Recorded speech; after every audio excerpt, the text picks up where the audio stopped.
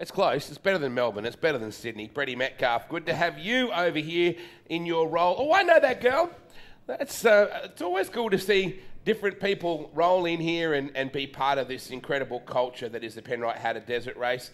Brett Metcalf, welcome to the Penrite Hatter Desert Race in your role as a Penrite ambassador. Motocross dude, Supercross dude, desert racing hasn't been on your radar, but next year you told me it's locked in. It's not locked in, but come on, Brett. You said last night it's locked in. You said let's lock it in. I got to do it. Let's lock it in. I would. I'm keen to do it for sure. It looks like such an awesome event. Second year out here, having a look around. Looks exciting. It looks fun. Obviously, it's a physical race, but yeah. Right now, while I'm doing Pro MX, the Penrite Pro MX series, it's really hard to fit it into the schedule. We go across to Perth. We did Manjim Up and a couple events over there. And then come back and do this Pro MX. So to fit this in is a little tricky, and then obviously Supercross at the end of the year. So this is 24 and 24 is kind of, looking like it's going to be my last full-time professional racing season. So I will definitely be able to fit some events in like this next year. You know who impressed us was Todd Waters when he came out and rode in this as well. A very versatile rider. You would think, okay, it's dirt bikes. How different can it be? But the culture is definitely different, isn't it? The culture's different. And you got to know, to be competitive, you got to have an idea of what goes on in what you got to put into it. A lot of bike setup, a lot of changes. It's not just slap on a different fuel tank and, you're good to go. Your suspension settings are different. The way you approach the event's different. Your engine has to be capable of running 4+ hours and not having a failure. So, motocross bikes, we're set up to do 30 minutes as hard as we can. This is a whole different category of fish out here. And if I'm going to do it, I don't have to come out here and race to win, but you want to be competitive and you need the things that require you to be good out here. 22 kilometres a lap. So always cool to have a guy with a different discipline and a different approach to his dirt bike riding to assess what kind of differences that might require. We have things called steg pegs and stuff like that. There's a I've never even heard of it. What's a steg peg? What are you talking about? Is that like the things that you used to put on the BMX, Well, kind of. On the front axle. I thought, the front. Is that what you're talking about? He's like, no. Yeah. I've had to learn a couple of things over the years now looking at it. But I did run a couple of GPs, like Grand Prix, when I lived in California. So I raced against Robbie Bell and Ryan Hughes, Mike Adrask. I did a couple of off-road stuff and did quite well in it, so I enjoy it. Let me tell you, my hands were completely blistered and bleeding by the end of 3 hours, but I loved it. I kind of enjoy the endurance side of this sport as well, so it kind of fits up my alley pretty good. That Sinford team do a wonderful job. There's a bunch of teams you'd almost want to call semi-pro, and I say that because of the way that they present. The Sinford team has a huge field of riders every year, and I'm pretty sure you would have caught the small wheel action there before. How about Elijah Dennis? I love the fact there's a couple of chicks really out there just giving these boys plenty. She's incredible, Eliza. I've gotten to know them, the Dennis family, obviously Byron, and incredible talent as well in the MX2 class in the Pro MX series right now. But Eliza's going to be one to watch, man. The way she rides a bike, you cannot tell, boy, girl, this is what's cool about this event. The camera's up in the face from the start line. Everyone's kind of relaxed. Yeah. It's not like it's different from a motocross where the start, it's so important and, the gate drops. I mean, out here, you'll go one by one and it's you kind of funnel into your position and get on with your race. But it's a bit more relaxed atmosphere, and it's cool to see, these are all still junior riders out here. It's big wheel up and they're young, so it's a big race for them to take on. Just an incredible concept to call something small wheel and big wheel. Like in motocross, imagine that they called out small wheel, if you're ready now, and be like, what? It is a different world. It's a different mindset. There's a different fitness required. This is more aerobic than anaerobic. Not that motocross is really an anaerobic fitness, right? It's not, no. It does, like Supercross, a lot more so in the anaerobic because you're pushing your threshold for 20 laps non-stop. But yeah, this is 100% more aerobic-based sport in this enduro stuff. 6 22-kilometre laps. I love it when the bikes start up, man. You get you going. This is good. Yeah, this is when it's it's time to start getting ready. Your races. You kind of just start to focus on the track and how you want to approach your event, your race. What you want to do. Over 800 riders here, Mehdi. Incredible. Yeah. Incredible to see the sport blossoming. The off-road scene here in Australia has always been so strong, and we've always developed such talented riders that have gone overseas or been so successful here in Australia.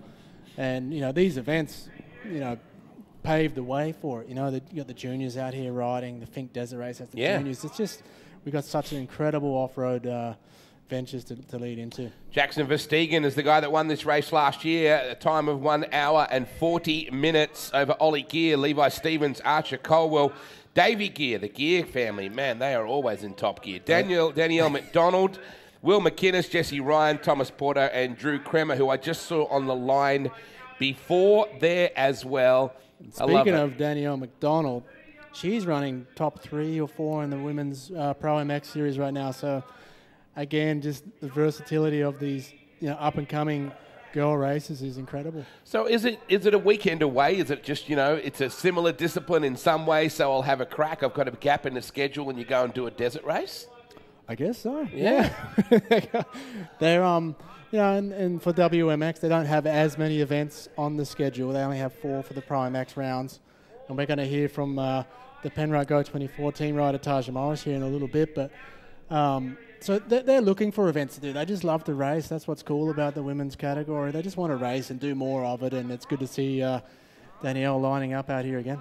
Absolutely. We spoke to Maddie Healy earlier in the weekend and Emma Milicevic. There's some outstanding women riders, and not only that, they're so very good at the PR and the interviews and that stuff as well. We fire them up. Here we go.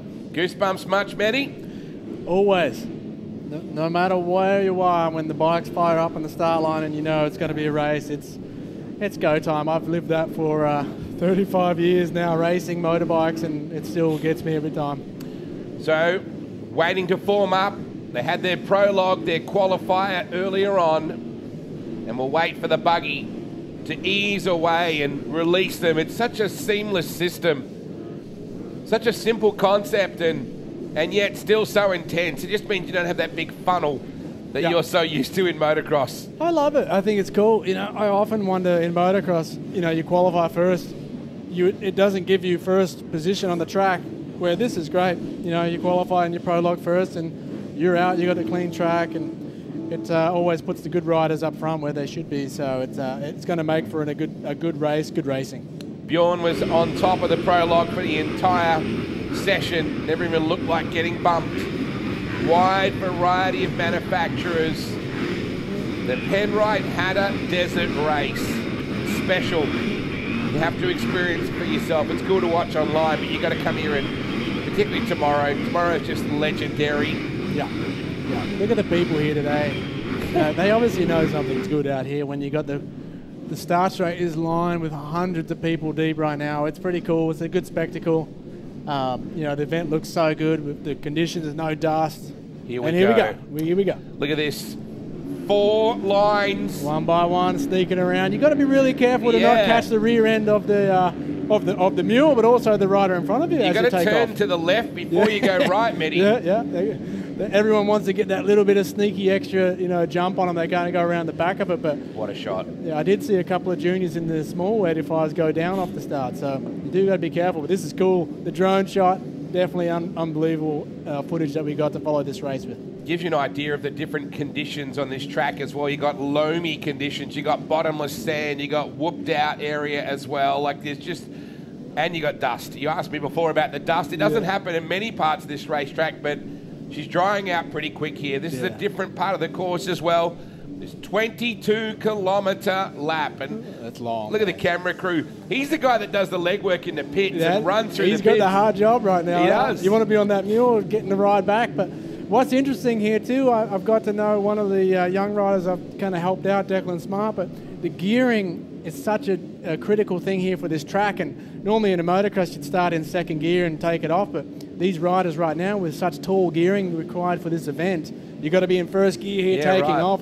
You can see them getting bottled up a little bit, but if you try and start in second, the thing will stall. So, you know, it's so important, all these little things, the gearing, everything to make the bike fast, that top speed here down these straights.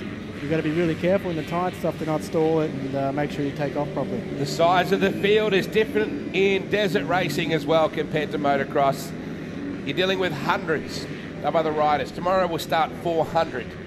in amazing. the main. It's just an incredible concept. Yeah. The drone shots have certainly given us a totally different perspective. Look how rutted out it is already, Matty. Just braking bumps, acceleration bumps, and 12 to 13 different grooves. Yeah. At the end of this one, it's going to be pretty physical.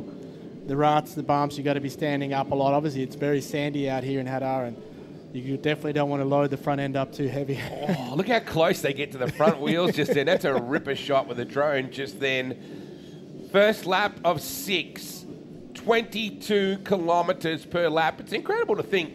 We just saw kids then in their late, not quite 10s, into their early teens do 6 15K laps. That's awesome. You know, as a parent, I've got to talk to a couple of the parents there, and it's quite nerve-wracking.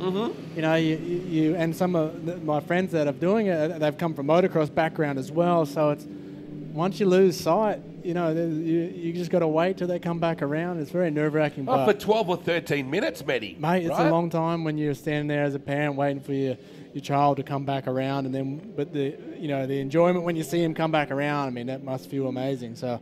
You know, hats off to all these kids for getting out there and doing it. It's pretty cool to see such a high level of people showing up, you know, doing these events. And the beautiful part is a lot of these kids will go on to senior careers, guys like Callum Norton and people like that who's yet to win this but has been riding in this. He's looking strong, man. I think this could be a good year, you know. And Cal's running really strong this year. I think he's going to be hard to beat this year, but you never know. It's a long race. Things happen, and same for these junior riders. You got to stay focused for, you know, basically 2 hours. It's a long time for a junior to stay focused if you're not used to it. But look at them spread out now. The field spreads out. You see a little bit of dust up there in the top of the screen, but all in all, it's pretty nice out there right now. It looks like Mad Max Furiosa. It's incredible how much dirt and dry space you've got to work with out there. So they'll set off on their first lap.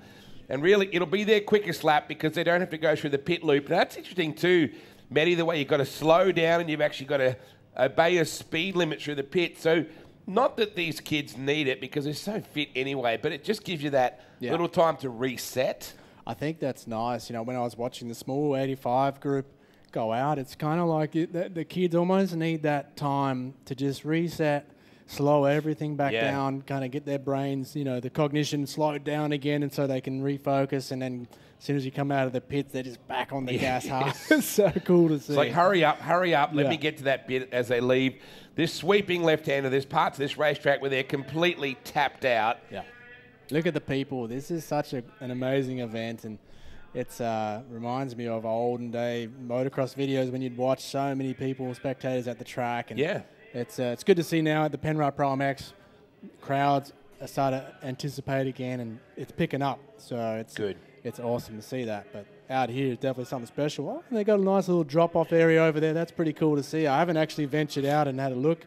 That's what's cool about this drone. You actually do get to see more of the track than standing on the track. It's massively helpful. It's been a game changer for us. There's no doubt about that. From a commentary perspective, from a spectator perspective as well. There's a huge dust storm out in the background as we look out the window of our commentary box, and it's basically just the field. We do get some ripper dust storms out here in the Sunraysia, but fortunately this year hasn't been too bad for all of that. So we channel the spectators through, and then that becomes a shut-off area because we then have the live pit situation. A lot of guys coming back from America this year too, Brett, to race in this. So this has continued to be their focus, regardless of the fact they're in their off-season for desert racing in America. A lot of our young riders are back here to take on Hadar. It's still something that they want to win. Daniel Milner is a multiple winner of that. He's the only one in the field that's done that. Yeah. Always cool to catch up with him back here. He hasn't been here since 2021, the last time he won here, Brett, but do we get a first-time winner? Here's a replay of the start. Yeah. You know Milner's going to be hungry for it, but yeah, this is what's cool about this start, the way they do this. It's nice. You know, everyone comes out. It's fairly safe. It gives them a little bit of a gap in between each rider so they're not too bottled up, and it works perfect. And it looks cool. That looks like just a domino effect in there. I was going to say that. It is exactly it's one thing I showed many people outside this sport is I show them the YouTube clips of the start. Yep. Because I don't think there's many events all over the world that has a system like this. There's a very wide variety of manufacturers in this as well. You would notice too. Everybody's here. Everybody's here, and obviously I'm a Team Green supported rider with Kawasaki, and it's good to see some Kawasaki's lined up out there as well. And it's that's what's the beauty of this event. Everyone can come and enter. It doesn't really matter your level either. You know, you get in your entry. Obviously, you know, you want to have some experience in doing these off-road enduro events, but you know, there's, you know, high level like, you know, Cal Norton, Daniel Milner in the professional ranks, but then through the juniors, you know, everyone can come out and get a start and get an experience of what it's actually like out there, and you can follow on. Everyone seems to stick with it and follow through in this sport, and that's beautiful. Lyndon Snodgrass is on Team Green here this weekend, along with Will Price and Bo Ralston on the Empire Motorsport team with Stell and the lounge they had last night, rocking. It's cool too. They have the show and shine and the scrutineering and thousands of people. That was the first time I've been there. Oh, really? I didn't get down there last year, and then I made an entrance there last night. Got to check out the show and shine. How cool was that? You know, people cruising around, food vendors, all the bikes on display, so you can walk around and see what everyone's doing with their bikes, how they set things up. You know, you can kind of get a sneak peek of what gearing they're running and stuff like that. You can really get a good feel for like, you know, what happens with a Kawasaki brand, with a Honda brand, with a Yamaha, with a KTM. You know, I took a good look at Cal's bike last night. You know, and it's cool to see everything up close and personal. You don't really get that in Supercross motocross. You know, everyone's kind of like, hey, stay back a bit, and then. Last night, I mean, things are on display, up and personal. It's pretty cool. Manjimup 15,000 is probably the one thing it doesn't have is an event like that where the bikes are all in one place, and every team had their own posters and their autograph cards and stuff like that. And I think that's just so important that the kids get you know, invested early in following a team. And it gets you interacted as a fan of the sport. You can get interactive with the riders, with the mechanics. Even there's so many people I've had at a race come up and say, how do I get involved in being a mechanic, Matty? You know, I want to pursue a career in being a mechanic. And it's like, well, you know, the best thing to do is to talk to a mechanic and ask him some questions. And last night you can do that. You can get up and close and have discussions. Everyone's relaxed. It's not at the race. You know, as soon as you get down here, when you're involved in a team and a family as racing, it's intense. It's all business. Even though it is all business. You know, you got to be focused out here. You have to, you know, kids are flying top gear out there. They got to be focused. It's not a joke. But last night the atmosphere is relaxed, and you can kind of have that opportunity to just discuss different things. Yeah, absolutely. So tell me Taja's story. What's that correlation, and how does that work with you with Go24? Yeah, so Taja Morris, she races on the Penrite Go24 team underneath me, and it's been really cool. I'm quite, you know, invested, I guess, and passionate about the women's motocross, and you know, Kate Peck leading the way through MA. They've really started to push, and obviously with the introduction now of the MXGP coming to Darwin next year. Oh yeah, wow! And then the women's are coming as well. So what massive and importance of an event it is for not just, you know, all the motocross in general, but for the women's class to have a showing there, and all the young girls up and coming or the current WMX riders have an opportunity to race that. And so through my sponsors, through everything that I have with the Penrite Go24 team, we wanted to have female races. So Taja fit that perfectly. She's a good role model for the sport.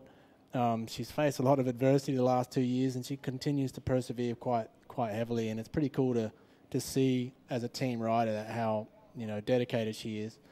And then we have another rider from Indonesia, Shiva Adiansyah. So she comes down and does the Pro MX rounds with our team, and she just flies in and out. But she loves Australian motocross, so she wanted to come, and she contacted me, and I said, yeah, I can do the best to help you out. So we have 2 WMX representatives on the team, and pretty proud of that because no other team in the pits does that. So pretty cool. Hopefully that will be a benchmark that people can start to do that as well.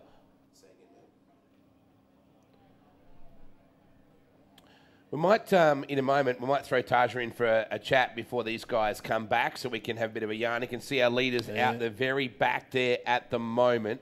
So, Matty, I'll throw Taja in for a second and replace you for a moment and come back to you in a minute. I'll pull her in. But great opportunity for us to chat with Taja, and if she's comes highly recommended by Brett Metcalf, you know that she's got a lot to offer the game, and she hails from a beautiful part of the world. Nuriupta Senior High School. Oh my God, the memories. They didn't burn it to the ground. It's still there, right? Oh yeah, it's still there.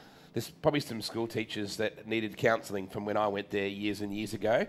Taja, what about this bloke, B. Mehdi? I'm sure you're very, very grateful for the opportunities that he's given you through what you're doing. Absolutely. I can't show how much I appreciate everything that he's done for me and all the opportunities that he's given me. I've only been on the team for, this is my second year now. So, and yeah, like you said, I have unfortunately faced some pretty tough times, but he's been there the whole time and backed me and all the sponsors and everything. Like, yeah, I just appreciate it so much that I still have this opportunity to show everyone what I've got. What is your local track in the Barossa Valley?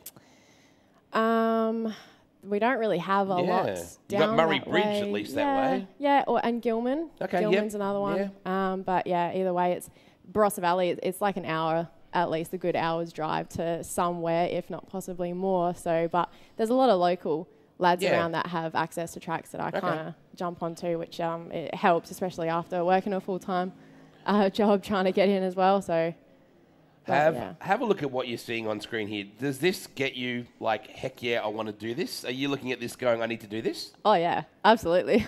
They are tapped out around this place. As you can see, it's got a bit of everything, Taja. It's got the corrugated braking bumps, it's got the accelerator bumps, it's got the deep sand, it's got loam, it's got hard pack, it's got a bit of everything. And as a dirt bike rider, that's what separates dirt from bitumen, right? Absolutely. Absolutely. Yeah, just watching this is just absolutely insane. The atmosphere here is great. Like, I really wanted to do it this year, but unfortunately I had an accident earlier in the year, which put me out for a couple of months. But 2025 is looking pretty good, so I hope to get out here next year. You and Mehdi making your debut here next year. I'm locking him in, by the way, because we can't let him get any older. So you and B. Mehdi, I'm loving that. Where did your passion for motocross come from? I've been part of bikes since I was about 3 years old. My parents had a motocross shop and everything like that, and I've been doing sidecars since I was 3, 4 years old.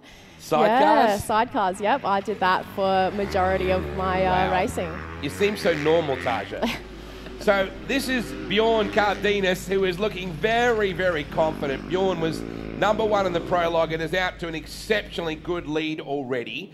This is what's unique about this sport here, that they have to slow right down. Now today for the juniors, they come in, Dylan McDonald's back at a 9.71 second gap.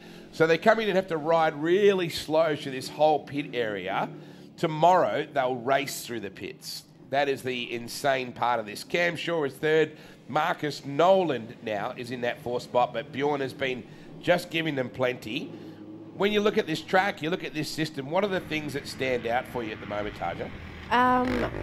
Mainly just how everything's kind of laid out. Like, I'm so used to a motocross track where everything is so close, and you know, you've got your pit area and then you've got your spectating area, whereas here it is just everywhere. But I mean, it's so different, and it's just so great to see and just be around. It's just wicked. How many laps would you do in a moto?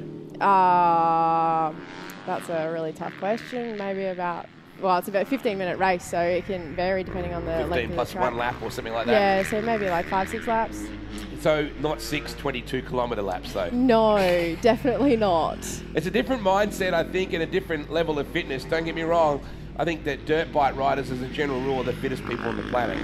I think we don't get anywhere near, the industry doesn't get anywhere near the credit it deserves for the physical fitness required. Yeah, absolutely. It's definitely physically demanding for sure. That goes for every discipline. Like, they're all so different, but to be physically fit for this sport is just insane. Like, there is not ever enough training that you can possibly do to be able to prepare yourself for this. And nothing compares to seat time. Doesn't matter how much you get on the treadmill or how much weight fitness you're doing and resistance training and stuff like that in the gym. Nothing compares to being on the bars. No, it doesn't. Yeah, there's on-bike training and off-bike training, but yeah, the best thing is just seat time. There's as much seat time as you can get to prepare yourself for anything that you could possibly come across. So back out of the pits we head, and our lead-up, Bjorn Cardenas, is smoking them already. Dylan McDonald in second, Cam Shaw in third, Marcus Nolan back to Harry Gilbertson, Drew Kremer, then back to Bo Tripconi.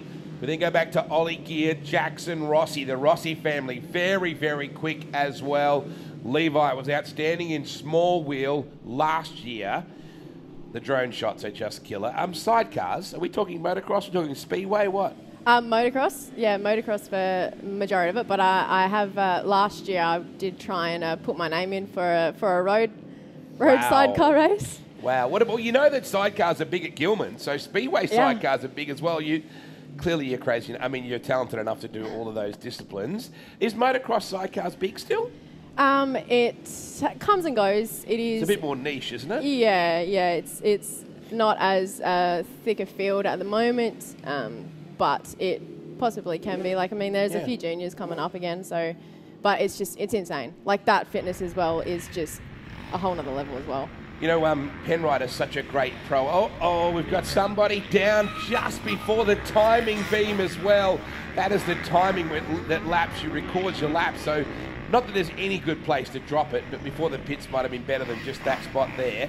Penrite are so proactive with how they promote. When you look around the venue here this weekend, they are everywhere. So you've got an exciting company on board to work with. Oh, absolutely. Penrite have done heaps, so I'll just, can't thank those guys enough for everything that they do for the team and myself and, everyone else. So 2025, you're definitely riding in this. Oh, yeah. So he says, oh, yeah. Matty goes, oh, yeah, no, I did say I might. And you just go, oh, yeah. Oh, yeah. I like that. I like the sound of that.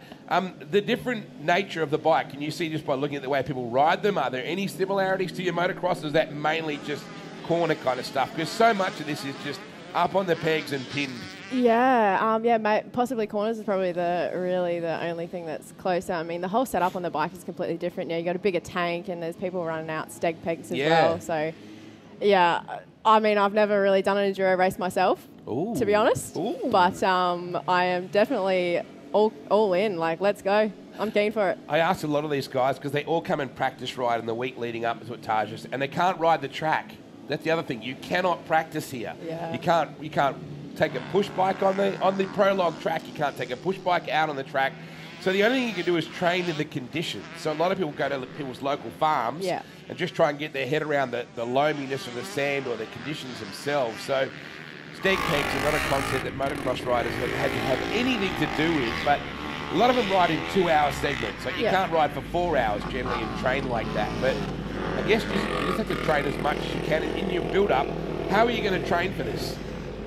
I'd like to say that I could try and possibly get onto people's tracks and just see how long I go for. I mean, I need to give it a go to see where I'm at first, and then I can kind of get a bit of a base and a starting point and then just keep at it until it's go time. We have seen a lot of crossover. I mean, Emma Milicevic in particular is just a superstar, around this venue as well. Oh, is that okay? I'm just looking at you carrying the left arm there. No, that's okay. A lot of them using camelbacks as well, and pull in real quick for some gel. Tomorrow the pros will do 8 laps, around 34 kilometres a lap. It's a phenomenal event.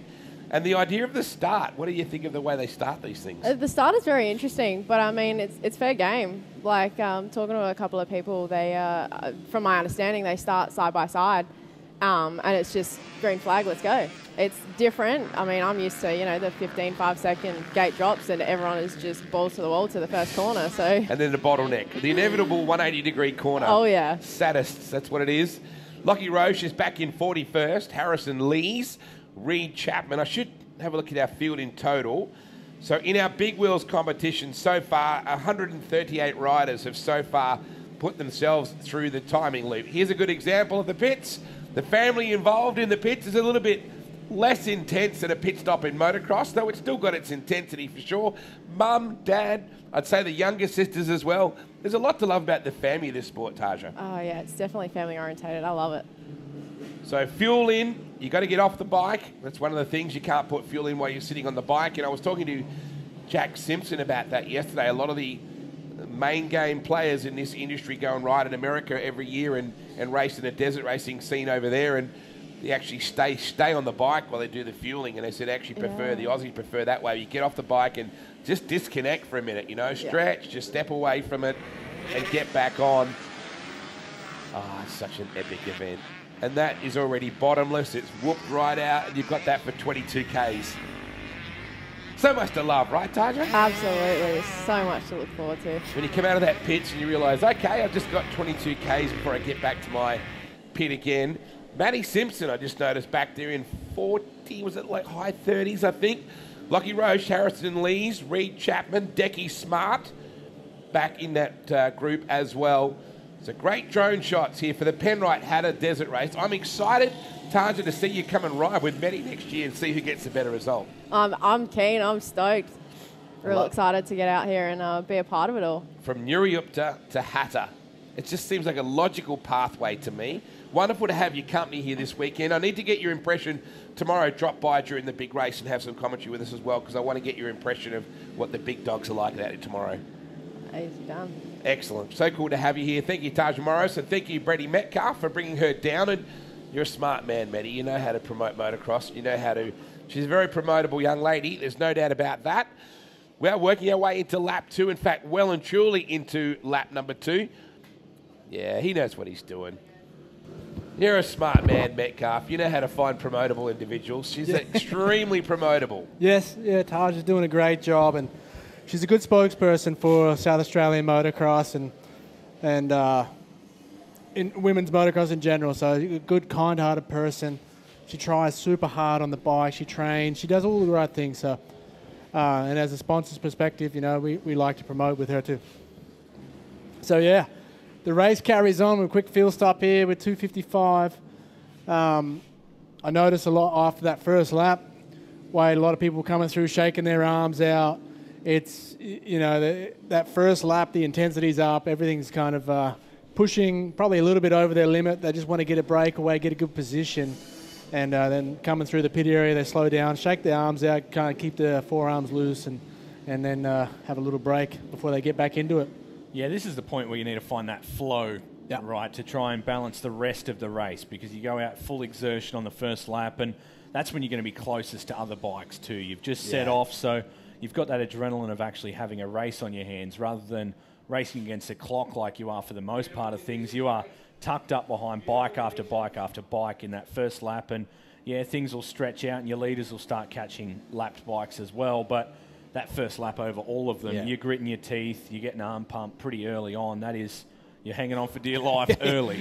You don't want to be catching arm pump on the first lap of a 2-hour race. It's going to be a bad day. That would be a long day, man. But you know, I'm sure it happens. I mean, you know, like I said before, I've known Callum Norton a little bit over the years, and arm pump was one of his things. You know, for motocross, that intensity, he did pump up a bit. So, you know, these events, obviously intensity has to be a little bit high, but for the guys that are trying to push to win, that first lap, you want to break away. You know, if you can pull a little bit of a gap and get clean air, or if you're in 10th and you can get up to 4th, 5th, 6th, you know, you have to ride really intense to get that track position, and then you can settle in. So the first lap of these, it's going to be like a motocross race, really, where you take out and go aggressive. But it's cool to see, you know, everyone's you know, obeying the speed limit here so far that I've seen down pit lane. It'll be so hard to do when you're just absolutely pinned out there pushing, and then you got to slow yourself down. Definitely.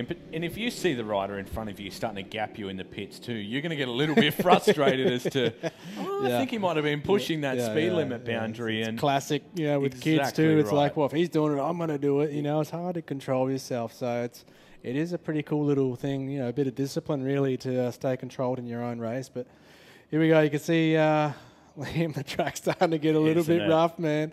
So it's good to see. This is going to really test the physicality of the riders and the bikes, and this track is just brutal, I think, by the end of this day. It sure is. All these parts of the track that they share the same across small wheels and big wheels.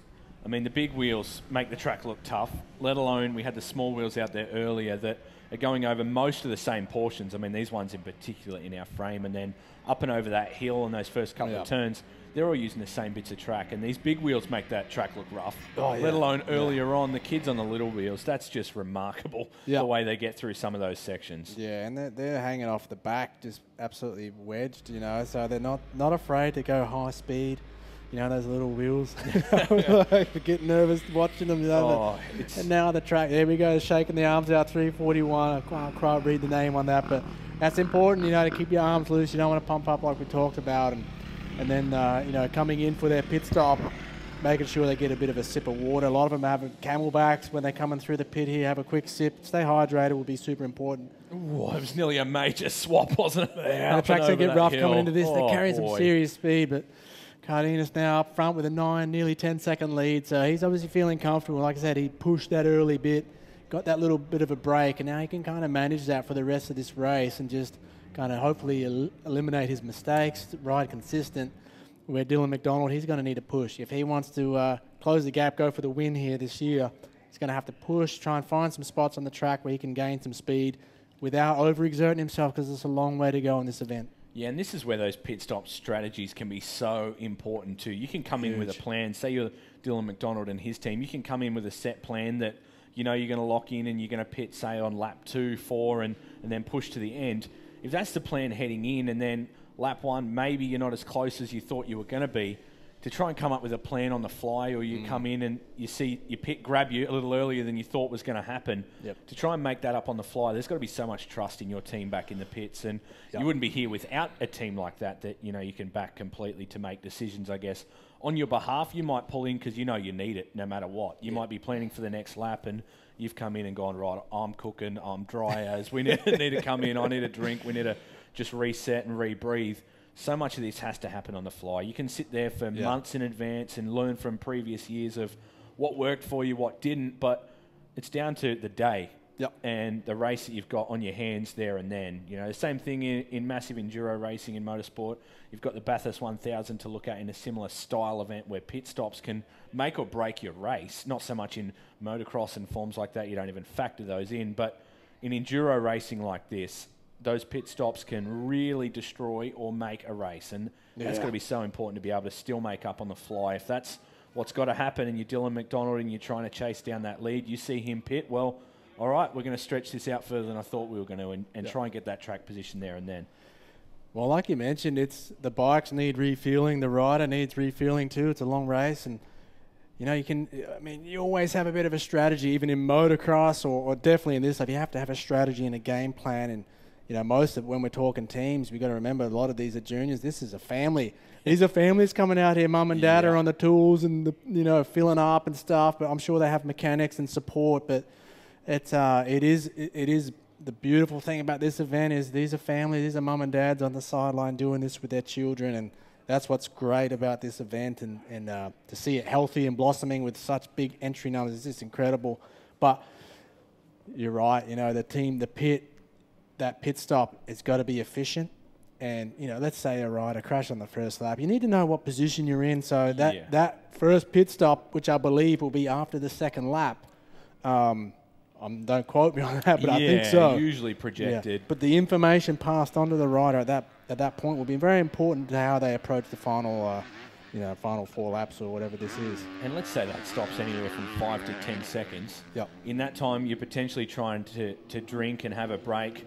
Maybe you've still got a Camelback on, but if you've even had a chance to have a drink at any point in that lap too is another thing. I don't think on the first lap these top guys, here he comes down leader. I mean, you can just tell by the aggression. He ain't messing around. Swinging wide, using all the track like it's easy. I mean, I guarantee he'll be fast on a motocross track too. You know, it's I was trying to just see what bike he's on. I thought I saw a chrome exhaust, which would be a 2-stroke, but I couldn't quite gather that. But yeah, let's see. So he has extended the lead now. It's up to 14 seconds. So he's probably pulling about 4 to 5 seconds a lap now. Nice and patient through the pit area here. Look, he's looking around, looking at the camel like, yeah, follow me through the pits. I'm leading this thing. He's pumped. But and it's kind of rare to see that low down Camelback as well. We're used to seeing up and over the shoulders, so it's a little bit lower. I think it stops the body roll, no doubt. I mean, you may be carrying 2-3 litres, something like that on your back anyway. Well, when you think about it, you're carrying it on massive, your back. But I'd rather carry the weight on your hip. It probably might be less taxing on your upper body, so it might be something he knows that a lot of other people don't. I definitely don't. So could be something I need to look into, but that's pretty cool observation there. I like that. But yeah, like I say, a 14.5 second lead. Marcus Mowlin in third. Looks like he's crept up. It's only a 3-second deficit now, so...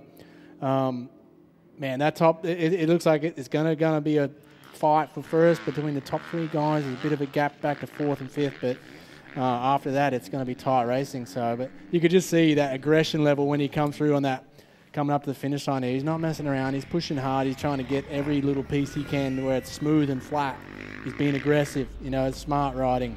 Exactly. Still right up over the bars. Plenty of elbows out when I'm not leaning back, relaxing. So we just saw Bo Tripconey coming through there, and that looks like Bjorn Cardenas now. So he's just creeping through, nice and patient, very, very gentle on the throttle. And off he goes, hit the green markers, back on the gas hard. This is cool. And he'll be keeping officials pretty happy because that was very content right up until that green flag zone where he can get back into it. Now we see a few of our pit stops. I think that's Ollie Gear on bike 521 on the screen. So it doesn't really seem like Bjorn pitted on that stop. It seemed to be pretty efficient, in and out.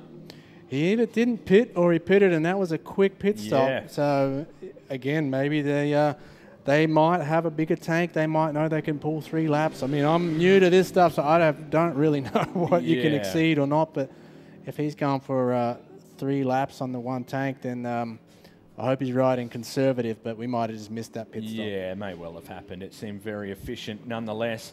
So McDonald second as they left, Nolan third, Gilbertson, Cameron Shaw, Drew Kremer, Ollie Gear, Bo Tripconi, Jackson Rossi.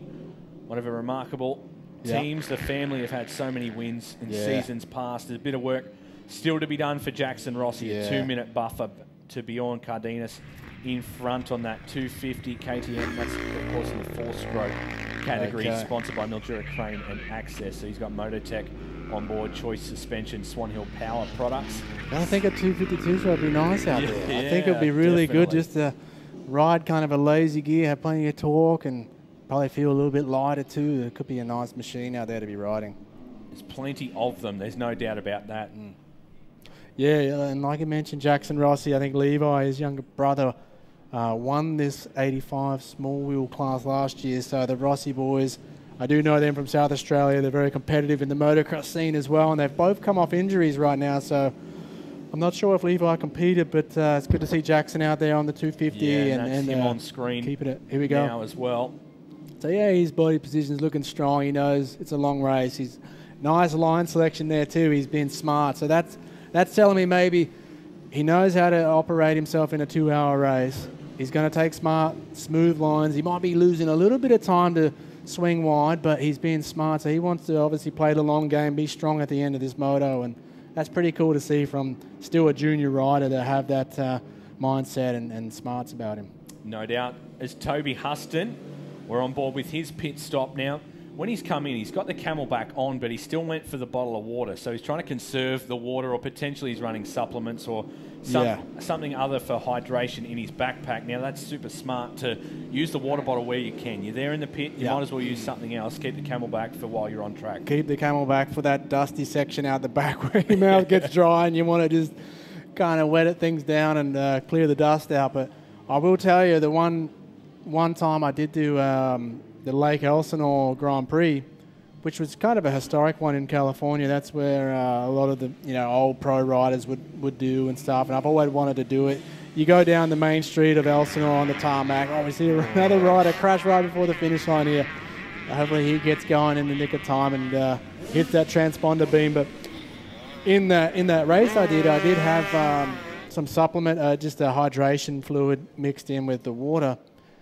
And you got to make sure you clean those things out afterwards. They go bad, don't they? Really quickly. So I found that out. So you go to use it, 6 months down the track, and you're like, whoa, there's a bit of mold and stuff in there. That's right. That's a throwaway. So even the shakers alone, maybe a day to 2 days. If you forget about that in the race bag, it's gone. Yeah. Kill it. And here I just looking out the window here, not on screen, looking out through the window. Declan Smart, young rider from South Australia. I've been helping out a little bit here in the last few years. Is coming through. I can't see which position he's sitting in, but good to see Declan out here on the Big Wheel 85 running, and kid with a lot of talent and big heart.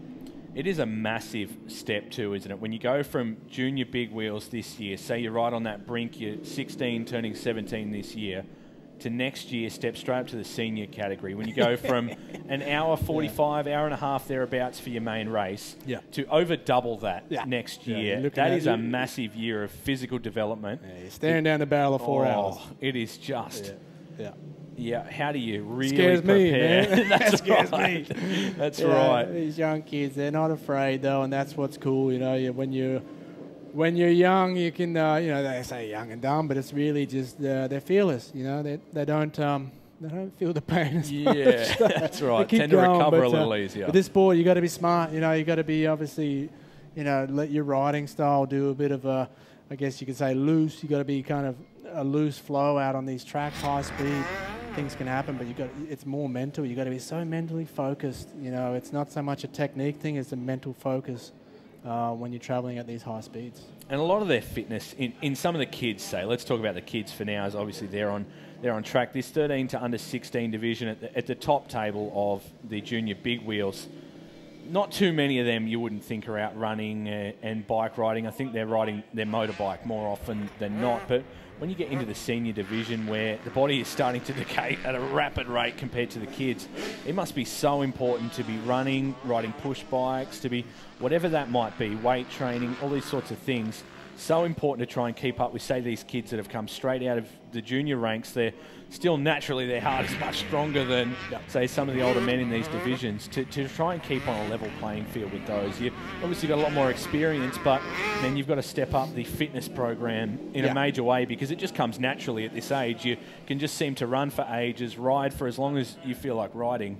To try and dial that back as a senior and an adult in this category, it must be so important to be switched on mentally, but mostly physically, I think is a very big part of it.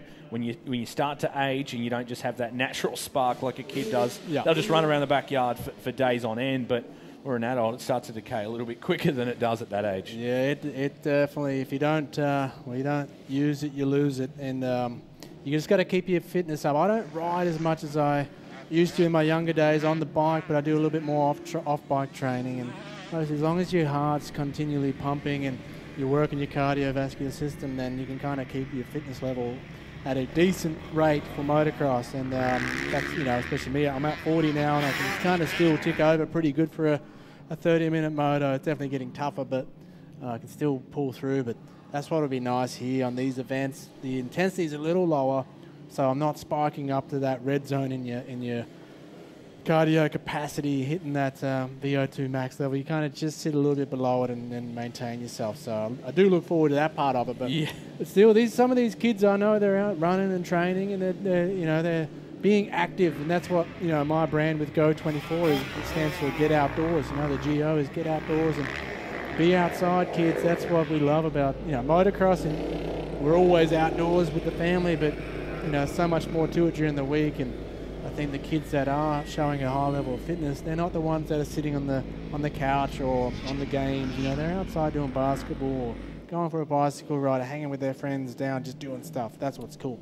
We've got so much work that goes into the bikes, right? We've got mechanics for the bikes, you've got shock doctors, everyone that's working so hard on the bike, but the biggest part of it is the bloke that's keeping the bike on the track, and we've got to be really looking after that, because the bike's not riding itself. That's right. Yeah, no two ways about that. You got to work on every aspect, and the rider at the end of the day is the number one piece, number one component that makes it go around. So, but yeah, it's cool. Like we mentioned before, I've seen a couple of Kawasaki's coming through. I mean, every manufacturer's out here getting support or being represented. It's great to see. It's not just a dominant brand of one thing or another. It's everyone out here and getting a piece of the pie of this Penrite Hattah desert race. It seems to come and go in droves of 2 or 3 years where one brand will dominate in the numbers for so long. We've seen patches where Kawasaki has led the way in the numbers for the longest time, and then it'll switch out to Honda for a few years, and KTM and Gas is probably really in their glory days at the moment. It has come and gone in droves, and someone will bring out a new bike that just sparks, and they go straight back to the top of the table where they haven't dominated, say, the market in numbers. They've still been there in value and rider quality and everything like that, but you have 2 to 3 years where one brand will just dominate the numbers, and they'll just sell out. Yeah.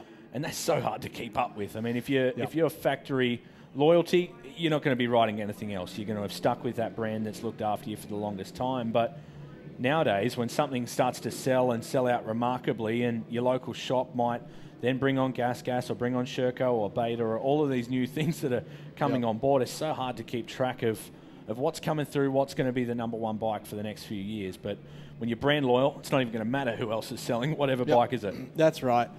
That's where it comes down to the sport and the professionalism of these manufacturers, hiring the world champions. All the kids now are watching, the MXGP, the Lawrence brothers. You guarantee Honda are going to get a spike because of the Lawrence brothers. Exactly it floods around.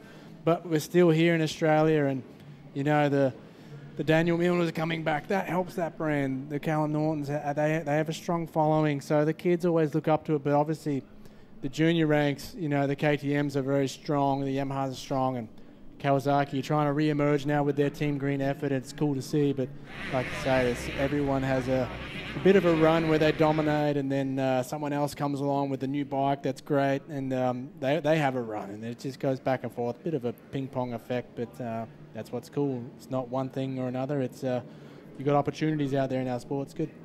Yeah, and particularly I think in the senior ranks tomorrow that you'll see as well, there's such a vast range of people that are out there to win it and people that are out there to be in it, or that are on to finish. That's right, which is a whole lot harder than people think. Most races in any other category, you know, if you enter, yeah, I'll see the checkered flag, but this is definitely not the same case. This is absolutely your heart and body. You've got to be in this completely if you're going to finish. But you can still be on a 5, 6, 10-year-old bike tomorrow in that senior rank and still rank really well by being the right rider, the right program, all these sorts of things. You don't have to be on that latest 2024 bike to be still competing so strongly, which is cool to see in the juniors as well. That you know, Dad doesn't have to be burning every second cent just trying to get you on a brand new bike. You know, the right team, the right family, the right attitude, and it doesn't take talent.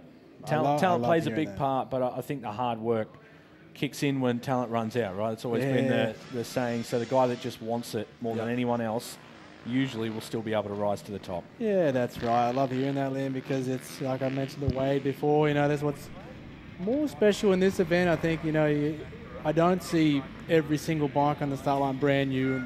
In motocross, you do see that nowadays. It's trying to keep up with the Johnsons a little bit too much. And I can tell you, when I was a junior coming through, we didn't have no new bikes. You know, we were just out there competing on what we had, and that was what we had. You know, we made the best of it. And like you say, the hard work and the determination will shine through. But this event, no matter where your level is, you have an opportunity to get out there and experience. This event is such an experience. And confidence building, being out there for 22 Ks a lap or whatever it was. 22 Ks in this race. Yeah, I mean, that's a big feat for a junior rider to be out there. I mean, even I would get nervous. I mean, I'm going to be that far out there away from my pit crew. They can't see me. Whatever, you know, it's a huge confidence thing for these kids to be able to do that. It's incredible. So looking at the screen now, we've got a rider off the main line. I don't know if that's someone in the race. Might be a sweep rider. Could be a sweep rider, but a little bit of yellow. Yeah, I think should be on that sweep rider track. And so that sweep rider is probably pinned as well compared to this kid on the racetrack there that clearly is one of our riders. When you look at him coming through, I mean, it's starting to look pretty rough out there. I did see that in the junior 85s. So a lot of bumps are starting to appear again from probably years in the past. They just come back, and whoever's on screen now is this absolutely may well be on leader, the hammer. Yeah, whoever it is, he's definitely up front because he is absolutely cooking. And look at the line choice. He knows where he's going. He wants to position the bike where he can carry his speed, flow through these corners nice without using too much brakes. That's what's key about here, keeping that flow and that momentum up. Looks like he's coming back into maybe... The sun is so deceiving, whether it's orange or red. I think they're the main two colours we're looking for at the front right now, is whether that's the KTM of Bjorn Cardenas.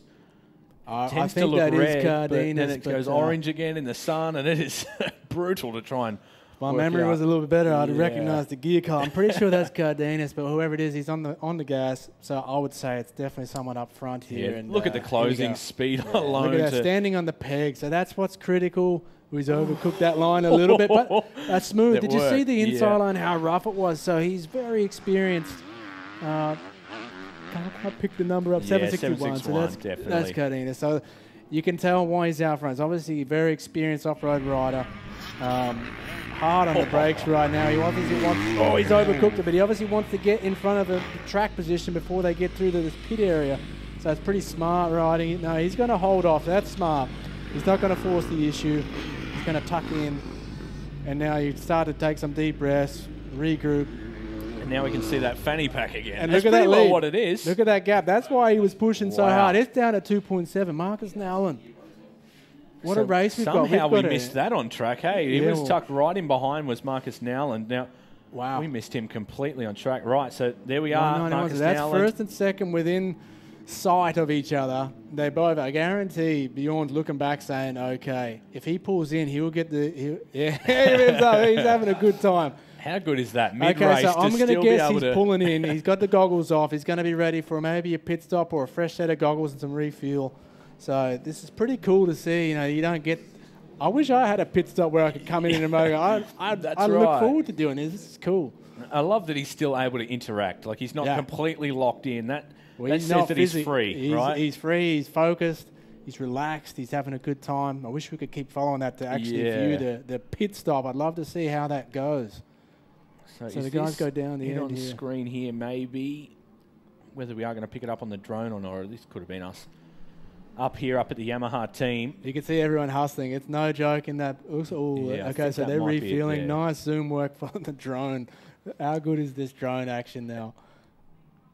So it looks like they're getting fuel in the bike, but I can't really tell what's going on here. Yep, so goggle change potentially. Yep. So that's a good look at pit lane there. It's a long pit lane to get down for the kids. To be patient, 25 kilometres. And there is penalties. They will throw out some penalties if they go over. So they really have to be patient, stay focused on what they're doing. So this looks like Bjorn coming out of pit lane now. So Bjorn might have pitted the one prior. Yeah, that's 7.61. So Bjorn Cardenas on the KTM. So that's potentially why that lead shrank down. So he must have pitted the lap before. So he hasn't pitted to that lane. So that provided he makes no mistakes and keeps it up on two wheels, I'm going to guess he'll come around with probably a little bit bigger lead than 2.7 seconds this next lap. Looks like one of our female riders, 178. Talia Feltham. Talia Feltham. So off she goes after a pit stop. Regroup. She didn't look like she had a Camelback on, so I guarantee when she's coming in for the pit stop, she's trying to refuel the body and the bike every time as much as she can. Take her time, get some deep breaths in. And that's a little bit rough too. When you come in and scull water, you play any on-ball sport where you come in and the coach's first thing they're saying, don't scull it. No matter how drained you are, you come in and you scull it, you get a stitch almost immediately. Yeah, you do. That's so important. If you're not running a Camelback, to just settle a little bit. You go, right, I've only got 2 seconds to try and have a drink. Well, don't neck the whole bottle because you're going to be rolled out there halfway through the next lap, stitching up, cramping up. It's got to be smart. And I think a Camelback is a major part of that. But the guys and girls that have chosen not to, there's obviously a strategy behind that too. They feel more comfortable without that on their back. And again, that's what we said. You got to have a strategy coming in. So obviously, their part of their strategy for the game plan of racing is to not carry that, keep the weight off of the rider, less fatigue, but you do run the risk of drying out, throat, getting a little bit hot and dehydrated. So, hopefully their game plan works. That's right. That's right. It's all down to knowing yourself. You do so much development leading up to this race where you would practice with and without and work out what's going to work best for you. And some people are just gifted that they'll just never get unpumped no matter what. They've got a slightly different cardiovascular system and they're able to take on fluids at a bigger rate back or on not. The gas. Love it. So cool. A little bit of head shake there, a little bit of the bike moving around. That's Hadar Desert Race, man. It's getting halfway through our race here for the junior big wheels and up, and I guarantee the track's getting absolutely chewed out. But look at the dirt. It looks just awesome, man. What perfect conditions this year for the 24 Penrite Hadar Desert Race. There have definitely been some less than ideal conditions over the years, and we don't tend to cop the heat here at this time of year. Obviously, the Sunraysia region, we can be running in the 40-degree mark for weeks on end here very regularly. So it's nice that that coolness is a very big gift to us here this weekend, but that can certainly come with torrential rain. Like we have seen remarkably biblical-sized portions of rain come down here that have really rained out events and things. So this absolutely is as perfect as it gets to have that nice cool start where you're not overheating before the things even began. The body's cool. Everything works so much better when it's cool. Yeah. And dating back to when I did do the Lake Elsinore GP in California, I believe in 2014, it was hot as heck. I was done after that. Let me tell you, I was hollow, and but I got finished. I did finish second, which was pretty cool, but hydration was important. And just like for these junior riders, even though it's not hot out here, because it is a little bit cooler, you tend to not get as thirsty or like drink, but your body's still working. Your body is still using up your energy sources, and you got to replenish. So it is actually I've found it more difficult when it's a little bit cooler out, especially when the sun's still beaming down, to keep the fluids up, because you don't think, I need to drink. It's not that hot today. I'm pretty good. But then all of a sudden, bang, you run into the the dangers of getting a little bit dehydrated. As soon as that happens, you lose mental focus. Out on this track, fifth, sixth gear wide open, not a good recipe. No, you don't want to see those couple of stars at this point of the No. day. And we can see it's very clear. A lot of that fueling comes long before the race too. You have to set up your few days prior. Yeah. Carb loading much earlier. You don't want to be carb loading today. Today's a bad day to wake up and go, I'm going to scoff breakfast, eat as much as I can and get all the proteins. You're a little late. Way too late. Yeah. Missed the party. Yeah. So it's cool to see our senior riders now. You'll notice them walking past our window. A lot of them have got their Camelbacks on today, Just hours before their prologue time. Yep. Yeah, they all got it. They know tomorrow's a big day. Even though the prologue's super important, it's not going to tax them a lot. One lap, hard lap, it's not going to tax them. But tomorrow, they all know, big day. Got to stay focused today. Food, supplementation, waters, drinking, staying hydrated, and also using minimal energy. They're walking around, but they don't want to.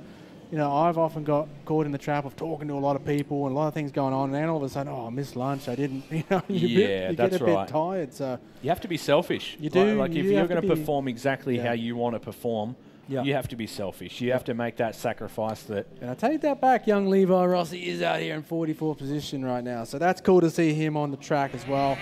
Last year's winner of the junior lights class, so moving up obviously into the bigger junior class, I guess, big wheel and doing very well. And it's a massive difference. Like, not enough can be said about going from small wheels to big wheels. And you'll win your small wheels class, and he did that pretty comfortably. He had 5 or so seconds. So you win that class last year, and then you jump into the big wheels, and he's 44th right now, which is no mean feat. We're not taking it all away from that, but you go from, last season's winner to now he's 44th in the next division up, and I have no doubt he'll move further and further forward. Levi up into 39th on the screen. So that's a big step. That's a very big step. Doing very, very well indeed. And then I believe Declan Smart was for second last year, I believe. So those two from South Australia, I know them both well.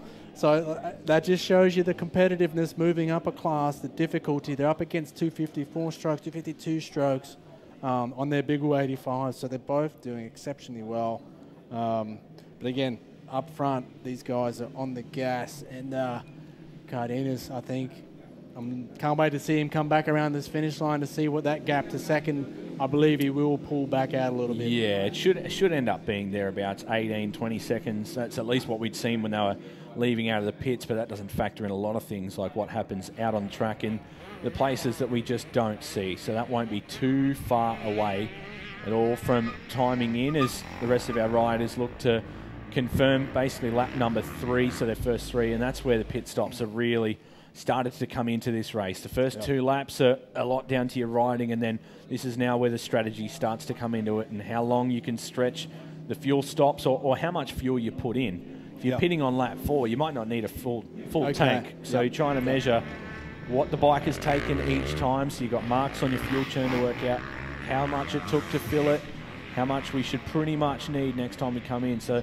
you don't need to go out with a fuel load in the last 2 laps when you might only use half of it. You're carrying a heap of extra weight for no reason. And they're carrying massive fuel tanks, so there is a lot of extra weight. It's almost like another regular size fuel tank. And it's high too. That fuel is high on the bike. Like it's high. It's wanting to roll you over. It's going to be harder to pull that bike back up coming out of the corners.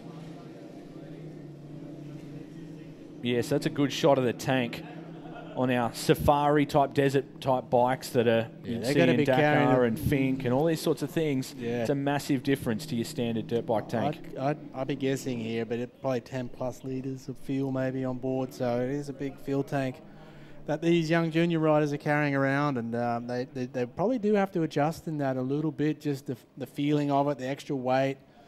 I'm just staring out the window here. Looks like Milner is cruising around right in front of us, having a look, getting a feel for it. He'll be up soon. Can't wait to see him back out here this year. It's cool to see, one of the Aussie legends of this discipline in the sport back in Australia. Yeah, and sure to make a massive impact too. There's another 100%. couple of our senior riders, again, as we mentioned, in their Camelbacks, and that is so important to be fueling on the day before race day. Yeah, they'll still do their prologue, and the fastest fuel make it into that shootout as well. But to be fueling the day before, the weeks leading up, everything has to be perfect. No one's going to go out and win this senior race or any of these junior races just on a whim. This absolutely has to be dedicated. you might say, yep, I'm going to race. I end up locking myself into Hatter. You don't do a whole lot of preparation. You can run 400th before you know it. It could be so easy to do. Yeah, 100%, you know, and it's little bits of food here and there when they come into the pit. I got a guy behind me that could tell you a hell of a lot more than I do about doing pit stops and what's needed and necessary, but I do look forward to having a go at it one day. But again, how cool is it, you know, just being out here and as a fan, really, just being back at Hatter and just watching the kids, the juniors, doing such a cool job. But I do look forward to the prologue. That blew me away last year. The speed that the pro guys are running around here absolutely tapped out because they know how important it is to start up front tomorrow. So it's pretty cool to watch that.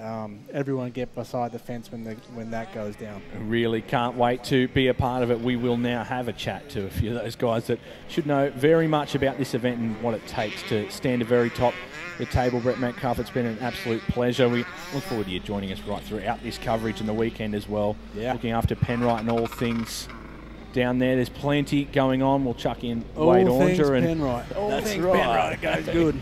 Thanks for having me on. I'll come back later, guys. It's been a blast. So let's hand it over to one of the best in the business here.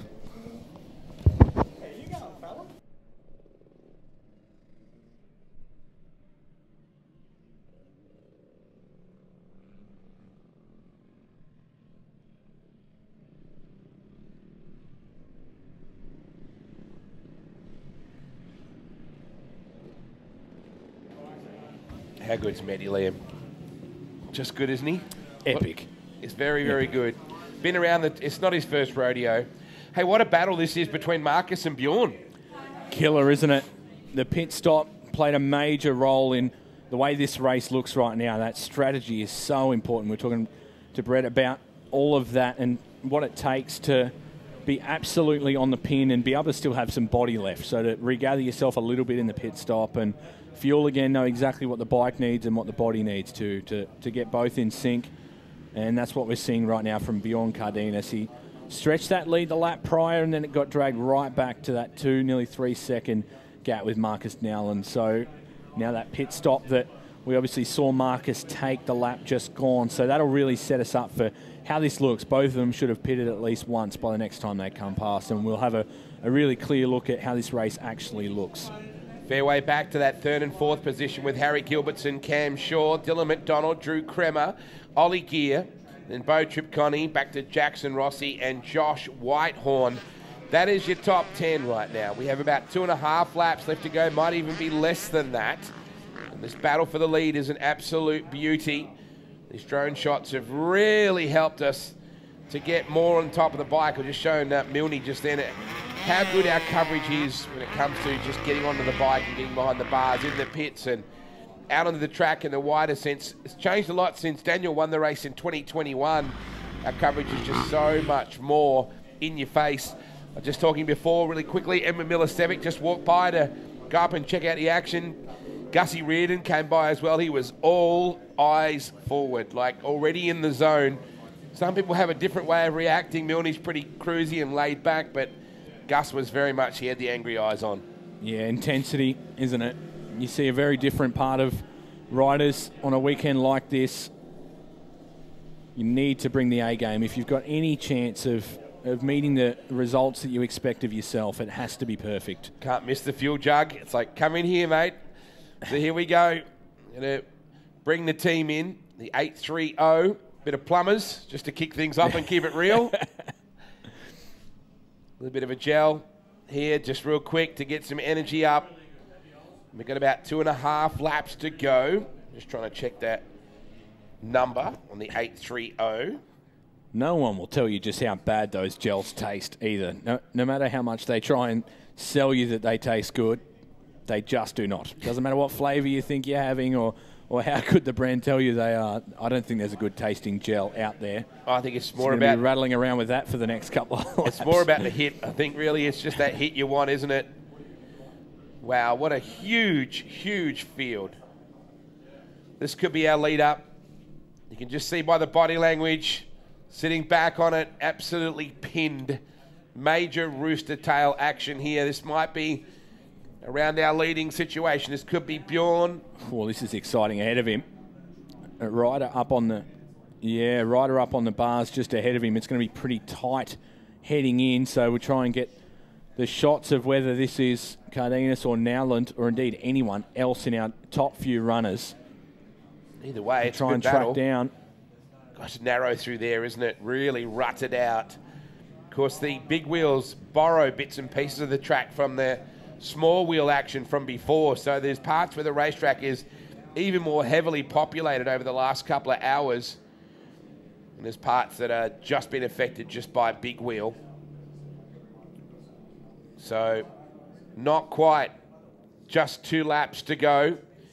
We take a look down at our real air imagery angles. Wow. That even hurt my brain. Wow, look how wide they run there, just trying to search. I think that might be Bjorn. We'll just see what... Just the body language on the bike generally tells you a bit. Let's have a look as we come into this final section here. This is the timing. This might be our leaders coming through here. And we'll just see who clicks through. Best time was at 15:46 for Bjorn. So that is Bjorn. I think it's gone through. Just waiting for Marcus. Which might be in the middle of our screen just then. I think we might have picked up the 191, or it's going to be Harry Gilbertson. Ooh, okay. It's second. Now, that may still have been a result of that previous pitting lap too, I believe. Ooh, I don't know. But, Marcus back to 4th now. So would he have dropped that kind of time? Potentially. It looked like a pretty solid stop. Now, they definitely fully fueled. Now, that's the shot of Bjorn. And I was talking to Brett about the fanny pack type camelback that Bjorn's running. It's pretty unseen so far. We're pretty used to everyone having the over-the-shoulder camelback type, and Bjorn runs that low down on your hip level, and it makes a lot of sense why you would run that one too, to not having that body roll up over your shoulders. You've got no weight whatsoever strapped to your arms. There's Gilbo in that second spot. Just a quick drink. Not much else to do. So no pit required for him. Just going to keep on the charge and try and run down Bjorn. Suddenly it smells like spaghetti in here. It does, you notice yeah. that? That's Milne's fault. He's getting the energy. We've got Matty and spaghetti up there in the corner. I'm going to bring Daniel Milner in, Liam, for a lap before he goes off to head the medallions for the kids. We'll have a chat to him about what this event is like, and we're sort of rotating in and out, people that kind of know what they're doing. Thanks, Matty. A bit later on, we'd love to have you back if you want to drop by. Daniel Milner, good to see you here, mate. And Matty, what a character, mate. And what a jet. Yeah, he is a legend, that bloke, and he's always good to talk to. He's got so much knowledge of the, motocross, just dirt bikes altogether, hasn't he? So it's pretty cool to hear from him. How's your day been so far, mate? Pretty cool, to be honest. It's always good to sit back and watch these juniors hang around. Obviously, they're the future of our sport. So me personally, I try to pump them up and get them going, because I know what it was like for me as a young kid being at this race. I was... I think my first one was I was big wheels with these, same as these guys that are out here now, and it was cool seeing I think it was Ben Grabham back then that was kind of going, and Smarty. It's definitely cool to be that guy, I guess, and pump the little kids up. You know, different people have a different way of approaching race day. You come back in as a multiple winner of this with nothing to prove. Is that a nice way to roll back in, where you go, you know what, no matter what happens, I know you're here to win, but no matter what happens, you've done this, you've been there, got the T-shirt a few times. When I watched Angus Reardon walk past before, and it was like laser focus in the zone. Can you approach it differently? Yeah, definitely. Obviously, the older I've got, the probably more relaxed I've been with it, because, them younger days, I kind of freak out, and you're always so nervous, and, it makes it so difficult on yourself, where now, as you said, like I've been here, done it a bit. To be honest, I still am quite nervous, but I probably hide it a bit better than what I used to when I was younger. But yeah, definitely, being away from it for 2 years, being overseas and coming back and running my own little team now. So that's, puts a little bit more stress on yourself. But yeah, all in all, everything seems to be going pretty well, and we're just absolutely stoked to be back here. There's a 25 kilometre an hour pit zone speed limit that they're going through right here. Now, I noticed from when you come through the timing beam at the trailer there in that last corner, you come through to register the lap, to when you actually get to where you have to slow down. You're never really supposed to coast in this game, are you? Like, it did a little bit if you attack this corner here just in front of our commentary just before you have to shut down. Is every second that you coast or on the gas, does it add up to make a difference? Yeah, it's hard to say. I know personally as a racer, like, we're just wired to go fast. So it makes it so hard to being told to slow down when you just want to go super fast. Yep. Obviously, we don't have speedos on our bikes either, so we don't know what that 25... So how do you measure that? Well, we just pretty much from the officials on the side telling us to slow down. So which gear do you click back into? I think for these guys, they would probably be around second, maybe first, second. Depends how much they want to rev their bike. And then it's also gearing as well. Like a lot of these bikes, they're running different gearing. So, it definitely would be confusing for these little guys, especially knowing that they've just been holding it pinned for however long, out there on the track and then having cruised through. But also, it would be nice to... they can have a little bit of a rest, grab their camel pack, and, see where they're at with it all. And the families get a chance to see their kids again really briefly, which is so important. I mean, one day you'll have this moment where your kids will be out there doing this and you'll go, so I've got to wait 12, 13 minutes for my kid to come back before I can relax and take a breath. And that's got to be hard on the families. Absolutely. Being a dad myself, I'd freak out. Now, to be honest, I'm probably not going to let my kids go riding a dirt bike. How do you think that's going to work out for you, Daniel? Well, I don't know. We'll see how it goes. I'm lucky enough so far. I've just got girls. So, they're probably going to head towards the horse side of things. My wife's a bit of a horse rider, so... which I don't know if that's any better, to be honest. I think that's probably going to cost me more. I think, and you should never ride something where you can't put your feet on the ground when you stop, all right? just my history with that. This is such an iconic event. I know you're going to hand out medallions and stuff like that later on, and it's important because you'd have great memories of that happening with you. Yeah, for sure. And I was doing it with Gus before, and, he said something about it, and I said, I remember when you were a little snotty-nosed kid and I was handing the medallions to you. So, it's quite cool, and I know, when I was a junior and I seen the big boys, like I was always so shy and scared to talk to them, and I kind of try to open up as much as I can to them to make them feel comfortable and everything like that, and obviously congratulate them for being out there for that long and doing so well. It's this is probably one of the hardest races I believe in the world what I've done. And it's always a struggle, and some of them kids, you can tell the ones that are tired, and you got to help them get going again. But it's really cool. You went one step further with actually purchasing property in this region that, Hopeton's not too close, but it's not too far either comparatively.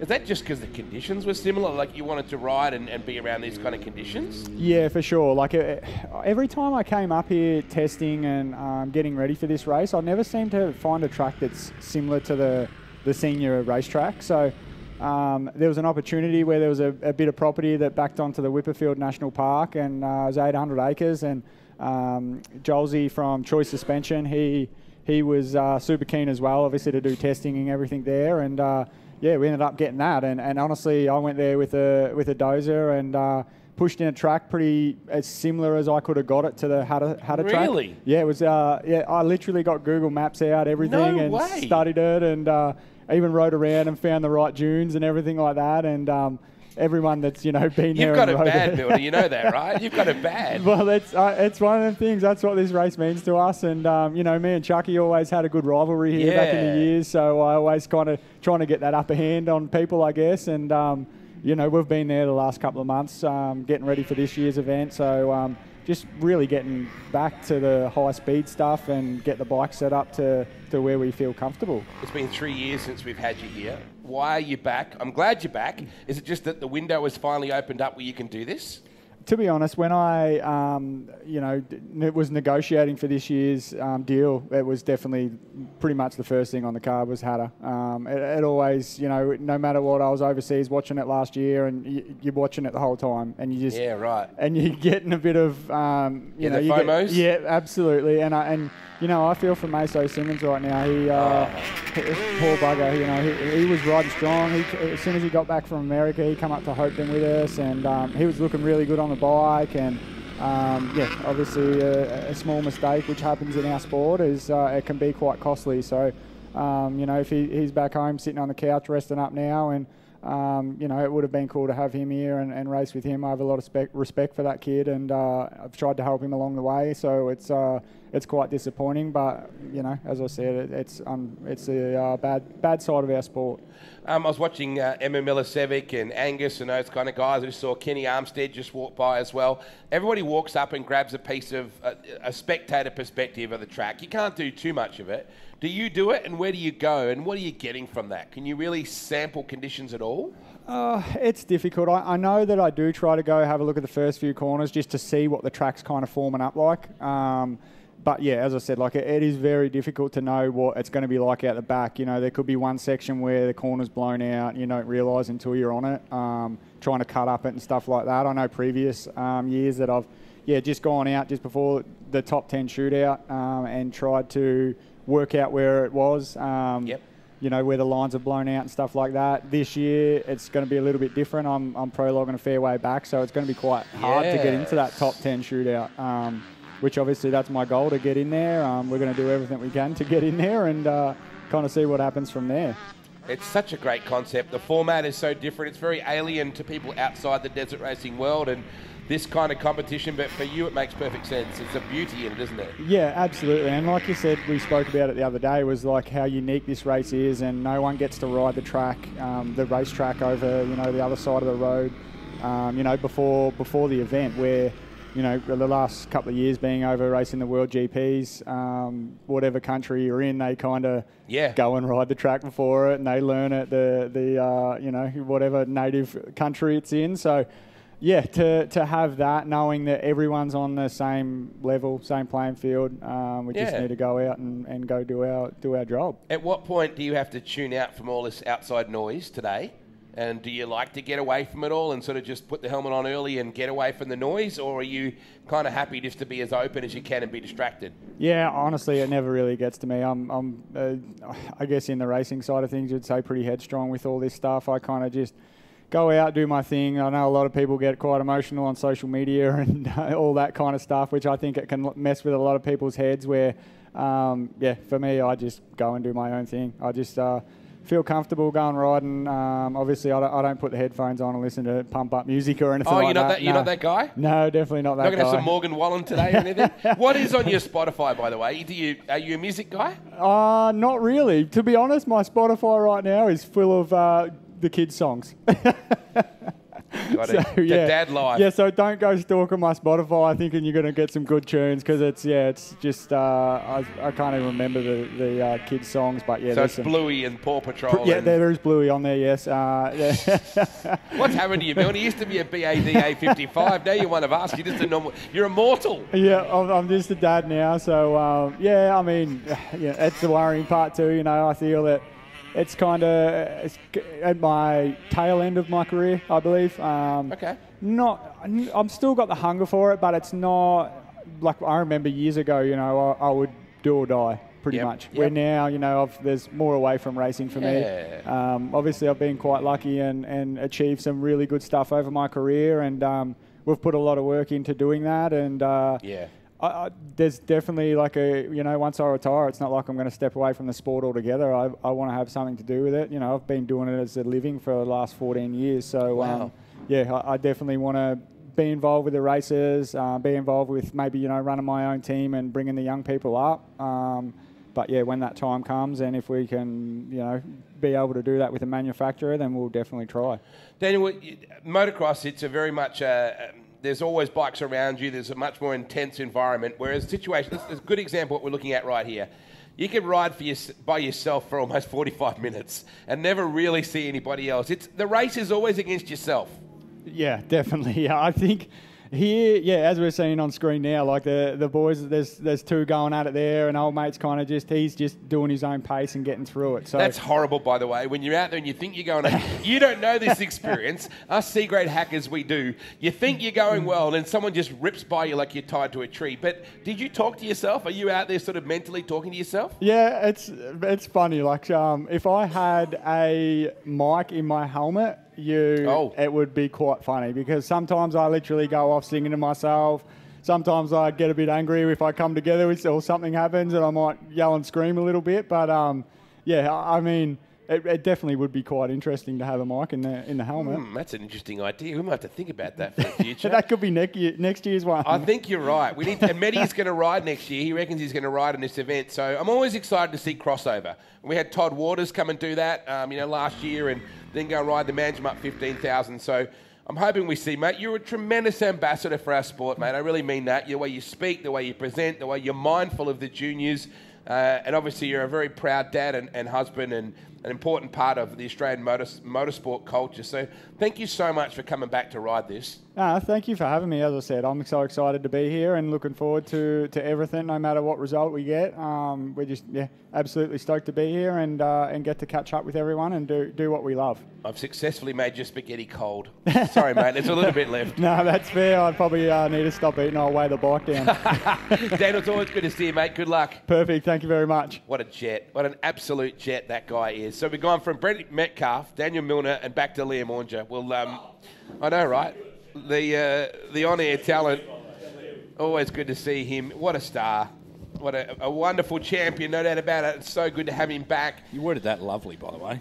Yeah. Well, it's like we morphed back into it. Later on, we're going to catch up, I think, at the end of this race, once we've done with our interviews and we're getting towards our senior prologue. I had a chat with Gus Reardon the other night out at Mototech, and boy, he's an intense young man. And I just spoke to him briefly as he was coming back down from checking out the racetrack, and he was all eyes forward. So different people handle things differently. Daniel's very chilled, isn't he? Yeah, definitely. Yeah, he said he gets nervous. As you said, much like Chucky Sanders as well. You're always going to get a laugh. He's always just hanging out, doesn't take it too seriously on the face. I know he puts a lot of effort into the preparation, but as far as the day comes, doesn't take that side of it too seriously. Can laugh and enjoy the day for what it is on the lead up to the weekend and things like that. Doesn't get too wrapped up in it that he can't just enjoy himself right the way through as well. It's a nice, fine line. Nice too that he's mindful of Mason Simmons. Like a lot of those guys, I mean, they fiercely battle each other, but they all want to win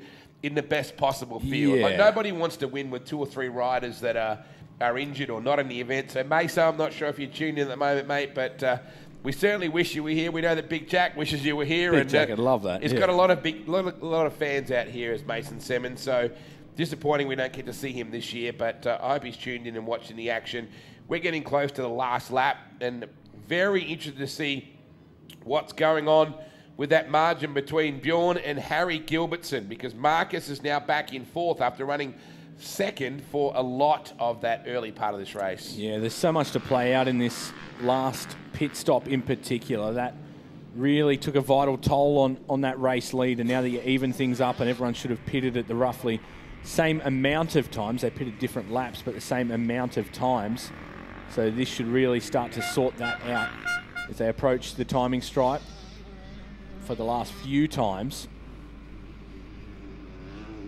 You should get a lot of a clearer look at where the proceedings actually sit. Now, am I seeing on our timer that Harry is in the lead over Bjorn? Wow. Marcus, Dylan, Drew, that's your top 5. So whilst we were chatting with Milne, there has been a change-up, big time. And are we missing a visor just there? I think we are on Bjorn. I think Bjorn's had to get off because he was missing the visor. Yeah, he did a 25-second longer lap than Bjorn Cardenas did that time. So I think Bjorn's had to get off. Yep. God, that's a great shot. I never get sick of that.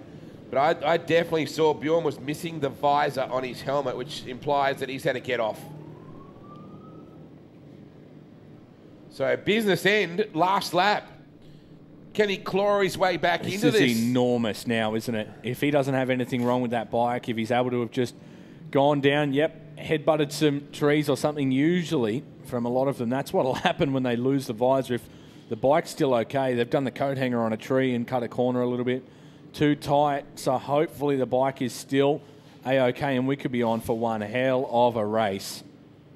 Wrapping up the last lap of this. We just got to find out where they are as they head out of the pits, and we'll try and keep them in view for as long as we can to understand the complex nature now of this lead. Harry Gilbertson was outside the top 3 for most of this race, Liam. So that's a heck of a comeback. Yeah, big step in. The last lap in particular. He was 4th looking in, and now that's enormous. Absolutely an enormous ride. The strategy is played into his hand beautifully. If he doesn't have to pit here, Wade, this is very important for the race. God, look at how savage all the grooves are just there. And we're not really getting an idea of just how vicious that is. But where on earth our leaders are, I have no idea. But Harry Gilbertson trying to pull off a majorly, perfectly timed event. Is that him going through the trees just there? Have they already come out of the pits? That's the bit we didn't get. Is that our leader?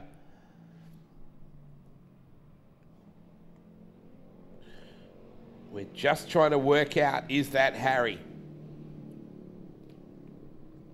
We'll try and bear in mind there are some riders that are probably a lap down. Dylan McDonald on screen, so he is 4th place. Yeah, Dylan's been very consistent. Best time of 15:51. Harry is cranking. There is the 48 bike right then. So Harry has the best time still, so that's a lot to take into account. Best time is a 15:31 seconds for Harry Gilbertson. Fastest time for Bjorn Cardenas is 15:46. Now, if Harry led on the way into that lap, at that trajectory, it's going to be pretty hard to reel back in. But absolutely anything can happen, as we have just well seen. Bjorn was leading that last lap, and either in chasing, he might have been passed, and in pushing hard to try and get the lead back has come unstuck somewhere. There's Marcus Nolan just down on the 191. So there's Marcus just to the left of our screen. So, boy, there's been some swapping up going in this top 5. It's been really cool to have Brett Metcalf and also Taja Morris in commentary with us, as well as Daniel Milner. We just see Cam Shaw, Ollie Gear, Jackson Rossi has yet to come through. So it's Gilbertson, Cardenas, Nolan, McDonald, Kremer, Shaw and Gear. The top 7 that we've seen come through and register this final lap. 1 lap remaining for the big wheel. Look how rutted out that is. He just lost the entire back wheel of that bike just then. It was completely inside the rut. And if you're half tired at this point, the bike starts to go where it wants to go, not where you are commanding it to go. Your knees are the best way of determining which way the bike is going. If you're gripping that tank and your knees in together, you're really trying to control the bike. But as you get later in the race, that becomes harder and harder. Concentration starts to go. You start getting to corners and jumps well before you're ready to get there. So this is where you separate who is truly fit and who is making their better laps late in the race. A lot of the pro boys walking by our commentary to have a look at the racetrack and sample as we get closer and closer to our prologue and our top 10 shootout. Always so epic. Just looking through it. Hunter Roosh in 22nd, Matty Simpson 23rd, Geordie Bakes, Mitch House, Ryan Carey, Toby Huston, Lachlan Coppin, Billy Ryan and Lockie Roach. Liam Egan carving out his quickest lap on lap 4, 17:38.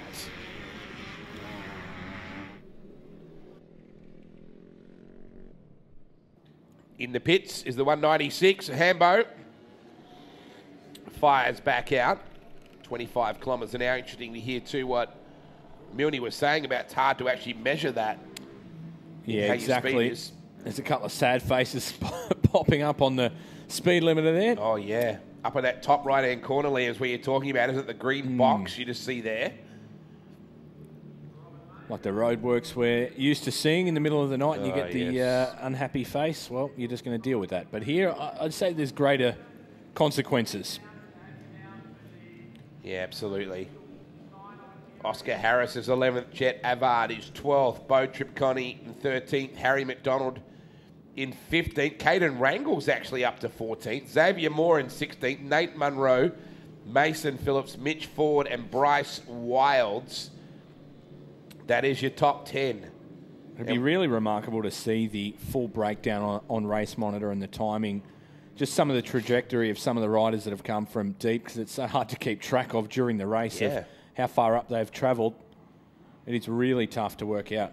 You know, someone might have moved 60 places in this race and you wouldn't even notice they've come up to 20th thereabouts and not known that they've come as far back as that. Well, we got 247 riders in this group, 247, which is just over half the amount we'll have tomorrow on the start line. Suck 'em in. Last lap, you got one more to go. The 504 bike is climbing on the Accurate electrical entry. And I love this fact. It's mum and dad usually on the tools. Yeah. Brother or sister there as well with a bit of encouragement. It's a real family operation, this, like so many forms of motorsport. It's all about the family. Now, we're climbing on board the FPV drone. Looking at the race time as well for the overall for last year in terms of that time. We need to work out how Gilbo is looking in the ultimate scheme of last year's race time. Jackson Verstegen was a 1 hour 40. I would think this is going to go inside there as well. Yeah, I would definitely think so. Maybe a 135 or thereabouts if Harry Gilbertson can keep this kind of pressure up. Really interested to find out what happened with Bjorn. I would say we're going to get a chat with him at least in that podium situation if he can't run down Harry and just find out what happened. There's so many stories that you just wouldn't stop for ever to be able to recount, particularly when they're fresh. I think that's what's always so exciting about the presentation night that is at the end of tomorrow's racing. Is there's so many stories to be shared, and particularly at the presentation, you don't get to hear from the guys that were 200th that, you know, watch 3 or 4 bikes cartwheel ahead of them. It's all those sorts of stories that take so long to get out, and you could really talk for hours about what went on the course. Yeah, you'll have someone say, "Oh man, I saw this guy absolutely eat it in front of me," and you know, there's war stories to be told over the next few days, and the aches and pains will eventually subside, but the memories will be vivid, and that's one of the things we love about the Penrite Hatter Desert Race for 2024, the 26th running of it. You'd kind of think they would have got somehow if it didn't start in 98, we could have 24, 25, 26, and the merch would be in time with the year each time. But because we started in 98, we're never going to catch that back up. Less than half a lap to go. We're trying to find where Harry Gilbertson is somehow amongst all this text, and the Real Air Imagery team trying to give us some idea as to where our leaders are. Boy, she's dusty out there. 22-kilometre laps, 6 of them. Tomorrow when we do 8, some of the, let's call them semi-pros rather than amateurs, they'll be looking over their shoulder to watch where the pros are coming, so they don't have to complete the extra lap. If they can let them go by in the last couple hundred metres, they can finish right behind the leader. I love it. How many bikes did we watch past that one guy in particular, I think last year, that parked on the final corner and everyone was cheering him and coming up to have a chat while he waited probably 30 bikes, I think, at least, for the leader to come through so that he didn't have to do... Is this our leader? One entire one. He'd be shooting well under last year's time if that's the case. The body language looks pretty good. Just look at this. Going to be the case. Yeah, look at the speed. Is that Harry? It's a long way from us being able to identify it. We're just trying to zoom in. Was that a 49 on the number plate? Texas and the boys are doing a great job just trying to... Look at that. Wow. Just the amount of crisscross. The helmet is still bright, isn't it? Yes. One of the last remaining clean ones. That crisscross through the scrub just then that we just saw gave you an idea of all the different lines that are available. So if we're at 1 minute 30, are we 4 or 5 minutes away from wrapping this up or thereabouts? The horns have been a new addition this year, Wado. They've been an addition. Yeah. You should have heard them last night. It was great. Oh, I can just bet. Is this our leader?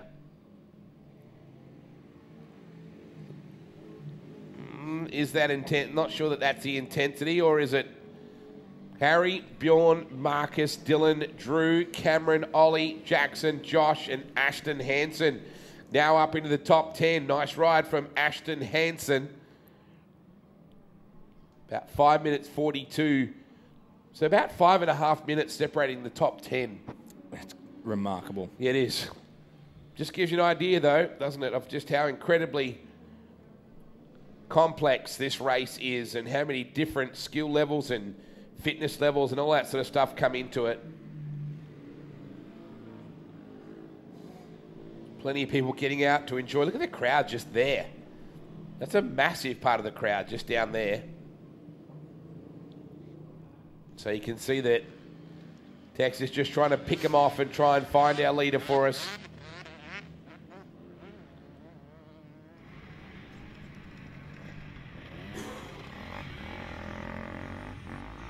Big wheels, race number 2 for the weekend. And the seniors prologue to come up very soon here as well. Number of classes within this class as well. So you're going for the outright, but you're also going for the class win.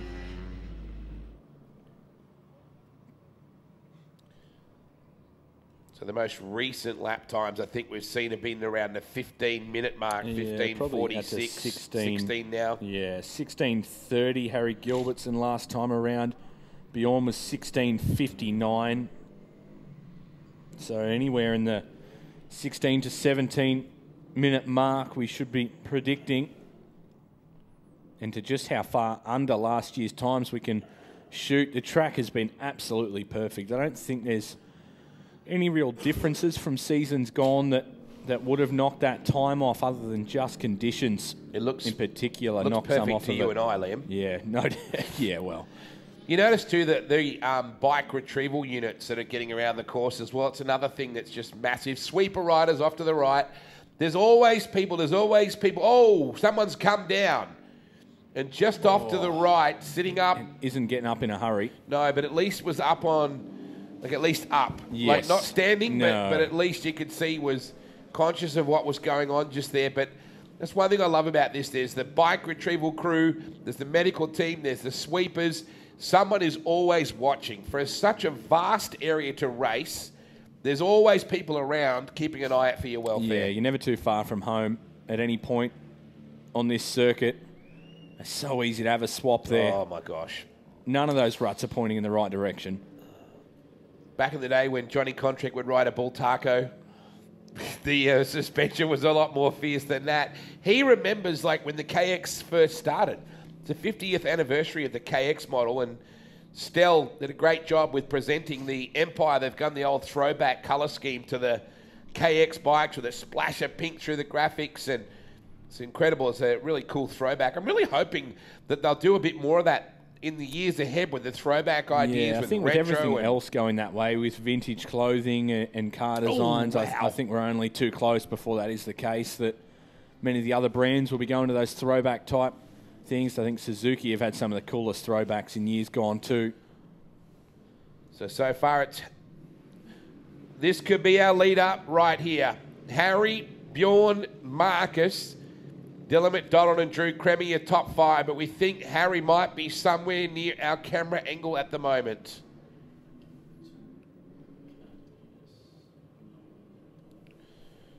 It's been pretty tough going out the back there. It's been pretty clear that you could go left or right at one position on that straightaway, and pretty few have probably gone the right direction on that space. It's so fast. It is so fast in that section, particularly late in the lap as well. To try and keep a handle on the bike pointing in the right direction at full tilt on lap 6 when you've already done 120 odd kilometres. So we're hunting down our race leaders and who exactly that will be as we emerge on the final lap here. So expecting Harry Gilbertson, Bjorn Cardenas, Marcus Noland, Dylan McDonald, one of the 4. And we could be on board with Harry Gilbertson. Now, there's no split time, so there's no updated way to know exactly who is going to be emerging. It's just race numbers that we're trying to chase. So on screen, Gilbertson on bike 49. We're riding along with him. It doesn't look like there's anyone ahead of him. He'll head straight towards the timing stripe and expect the checkers to be waving. Gilbertson on bike 49. Checkers wave, and he will take out Junior Big Wheel. A remarkable ride from Harry Gilbertson, who was outside of the top 5 for the first few laps of this. Then to Bjorn Cardenas now. Clocks in a 15-second margin to your race winner, and there's that visor gone. The big victory rev as well. You think Harry's pumped? Johnny Contract has got him right there. The Brandt bike pulls up, and there is the missing visor. Cardenas has nothing left Does to he have give, any? does he? Does Bjorn have goggles with him? Are they hanging off the bars, or does he not have any goggles? Yeah, there they are. He pulled up the wrong side. Boy, he's got Oh. nothing left to give, does he? So they're having the war story swap here at the moment. Yeah, there's plenty of marks on the helmet. The So- Alpine Stars lid. So it is Dylan McDonald in that third spot. So nice job for Dylan. Marcus Nolan, they got told, got pulled up. Johnny was saying there was an officials chat with him. So I'm not sure if that was a speed issue or something along those lines. The YZ, I like the colour Yeah, it's schemes. gorgeous, isn't it? Yeah, very cool. The Central West Diesel on board, Dylan McDonald. I love the big victory rev. Yeah, this is always the action shot, isn't it? The gritty teeth. Good job, Gilbo. That Brandt Elders bike was a rocket ship, and very interested to hear what happened with Bjorn, because he was honking and he's clearly eaten it. It might be a blood nose as well in amongst all of the mud. He'll be just more PI 55, didn't get the win. In the end, Gilbertson got the win by 15.5 seconds. McDonald Kremer got to 4th. Cameron Shaw got to 5th. Ollie Gear. Marcus ended up back in 7th after running within 2 seconds of the leader initially, too, Liam. So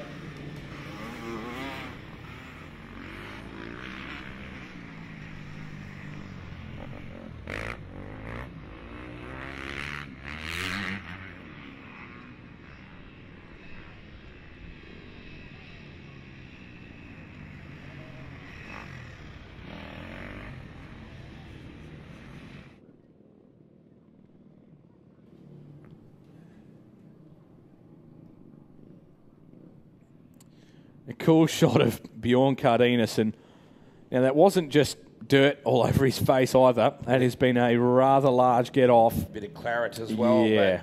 But gutsy ride for him to come back to second when you think about it. So Dylan McDonald, solid job for him. As Bjorn just wipes up, getting a bit of help from the Mototech boys. He's got a blood rule. You'll be right, mate.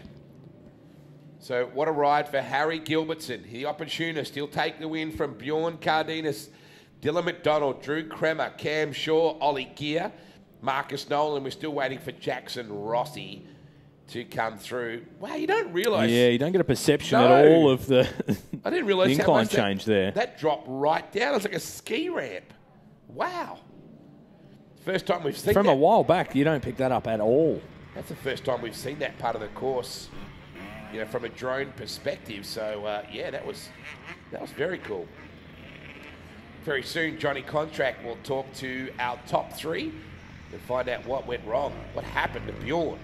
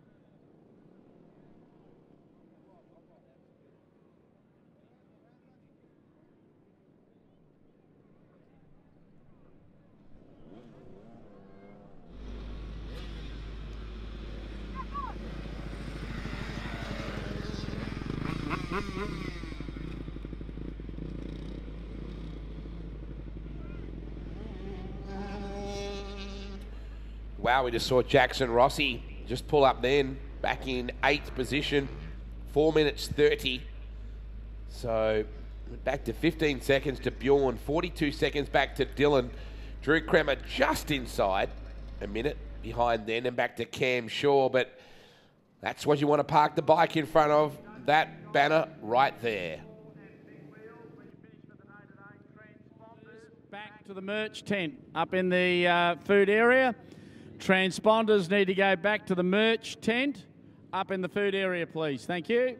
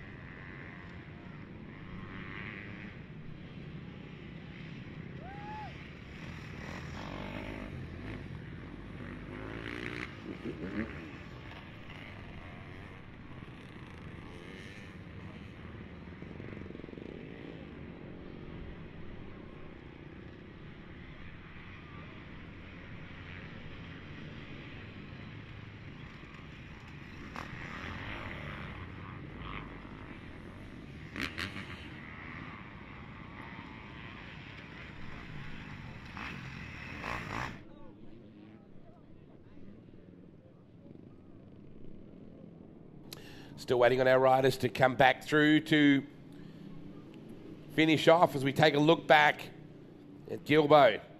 Just laying it down. And very soon, Johnny Contract will be with our top three. What a ride. And then the big victory rev at the end. He's already on the chip. Johnny will be with him in just a moment.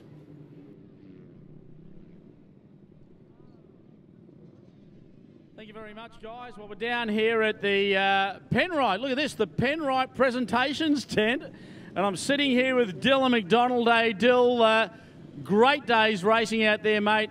You're dusty, you're dirt, full of dirt. You probably can't hear a thing.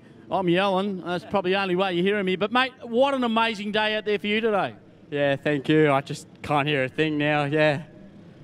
Buddy, you know, a long way to come to race here. But this is one of those events that really sorts the chaff from the wheat, right? And you guys are at the top of the heap. Third place, you've got to be happy with the finish in the Penrite. Had a desert race for 24 in that position? Yeah, 100%. I was aiming for first, but I'm happy with a third. Mate, that track looked rough as. Watching you guys come in after the first lap, I could see guys shaking arms and stuff, mate. That must have been absolutely tumultuous out there, mate. Yeah, arm pump was real, just holding on as tight as I can, but yeah, got through it. Any incidents out there, you know, like any close calls for you, just on the pin, go for it? No, it's pretty good out there, here and there, just like get some head shake, but no, pretty good.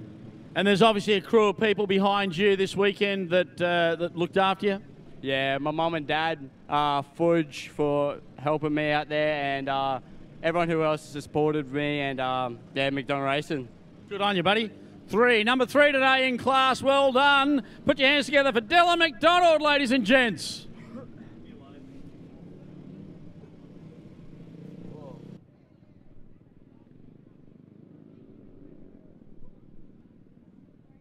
Yeah, great job. Arm pump was real. I love the way he just said that. He put it absolutely in perspective.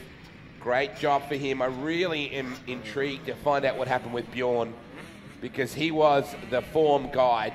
Although he was being pulled in early in the race, then just goes to show you how hard you have to push. But I'm sure Johnny will find out more about what happened with Bjorn, because he was looking the goods.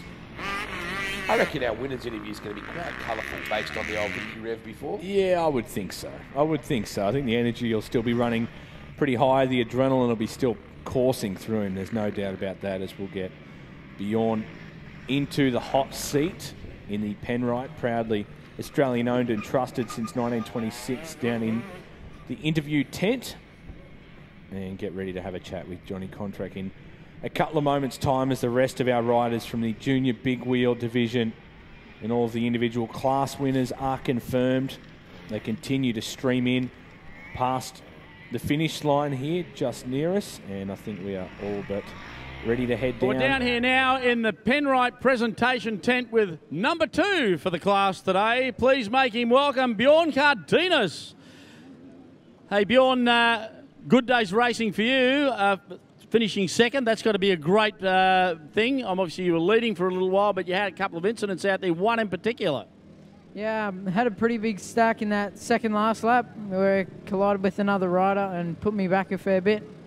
Mate, you kind of sat at the front in what would be only described as a pretty solid attempt at a track that was very gnarly and very rough, yeah? Yeah, it was pretty good to be out front for them first few laps and have a bit of clear air. Had a lot of people down here from Swan Hill this weekend supporting you? Yeah, I got a few people down here supporting me. Mate, any shout-outs you want to call out for anyone this weekend? Mum and Dad, Mototech, KTM, Choice Suspension, Sam Monk for getting my motor done. And how about the guys from Penrite looking after everybody here at the 24 Hatter Desert Race? What an amazing event, mate. You've ridden this a number of times. Yeah, this is a 4th attempt, I think, now, and last year at juniors, so. Yeah, so seniors next year, right? Yep, for sure. Beautiful. All right. Well, mate, all the very best with your foray into the senior category. I'm sure we'll see you on the podiums in years to come. And again, sensational effort, even with the get off, to get up and get going again and hold down second place. Mate, an amazing effort. Well done. Thank you.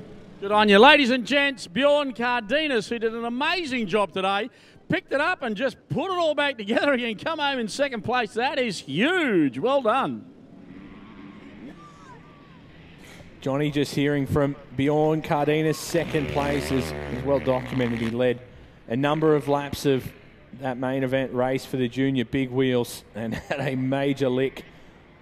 Plenty of blood coming from his nose and dirt and missing the visor off the helmet. That is what the Penrite Hatter Desert Race is all about. You go down, but you get back up swinging, and he hung on to second place in a remarkable race. And shortly we will hear from our winner, who I'm sure will be plenty amped following a climb through the field. He was outside of the top 5 at one point. He prologued well, but it was all about the last couple of laps that were super important, in particular for this rider that'll have a chat with Johnny in a couple of moments' time. Of course, that's Gilbo, who got the job done on bike 49. I think they are ready to go. We'll head down to the Penrite, Australian owned and trusted. Ladies and gentlemen, we're down here now with our number 1 guy for the class this weekend in our junior big wheels class. Please make him welcome, out of SA, Harry Gilbertson. Mate, an amazing effort today to ride up into the front part of the field and to take this one out. Bjorn was on the pin all day, but mate, you scooped it up. Yeah, Bjorn was going good all day. He had that big crash, and then I seen the big crash, made the advantage of it, made the pass, and then kept going. Mate, for you, that would have been like, whoa, that's big, right? But you got to consolidate and just get on with it, right? Yeah, I had to keep going and just keep moving forward and hold it wide. And that track today was pretty gnarly, pretty tough and rugged, wasn't it, eh? Yeah, it was pretty rough at the start. Coming into the corners, there was bumps straight away. Out the back was pretty brutal. And, of course, how good is the crowd being controlled out in those areas, you know? Even though they're a bit way off the track, they're all pumping you on and getting you moving, huh? Yeah, they were still pumping. They were kept there 8 metres away from the track, but it was just sick. Yeah, absolutely. Mate, for you, out of SA, hailing out of where? Rendlesham, South Australia. Beautiful, mate. For you, again, a team of people that's come along to support you. You really want to give them a shout-out? Yeah, Searsy from Sears Electrical, Scott, Ash Scarlett, Axel, all the boys from Scotty, all the boys from Casson, everyone that helped me out. Thanks. Good on you, mate. And, of course, not your last year in juniors, is it? Yeah, I've still got one more year after this. Wow, look out next year for Big Wheel class for you, hey? Yeah. Good on you. Ladies and gents, Harry Gilbertson, who took out number 1. There you go, buddy. Do that. Number 1, Harry Gilbertson. Well done here at the 24 Hattah Desert Race for our junior big wheel class here this weekend. Back to you guys at Central Commentary, hey?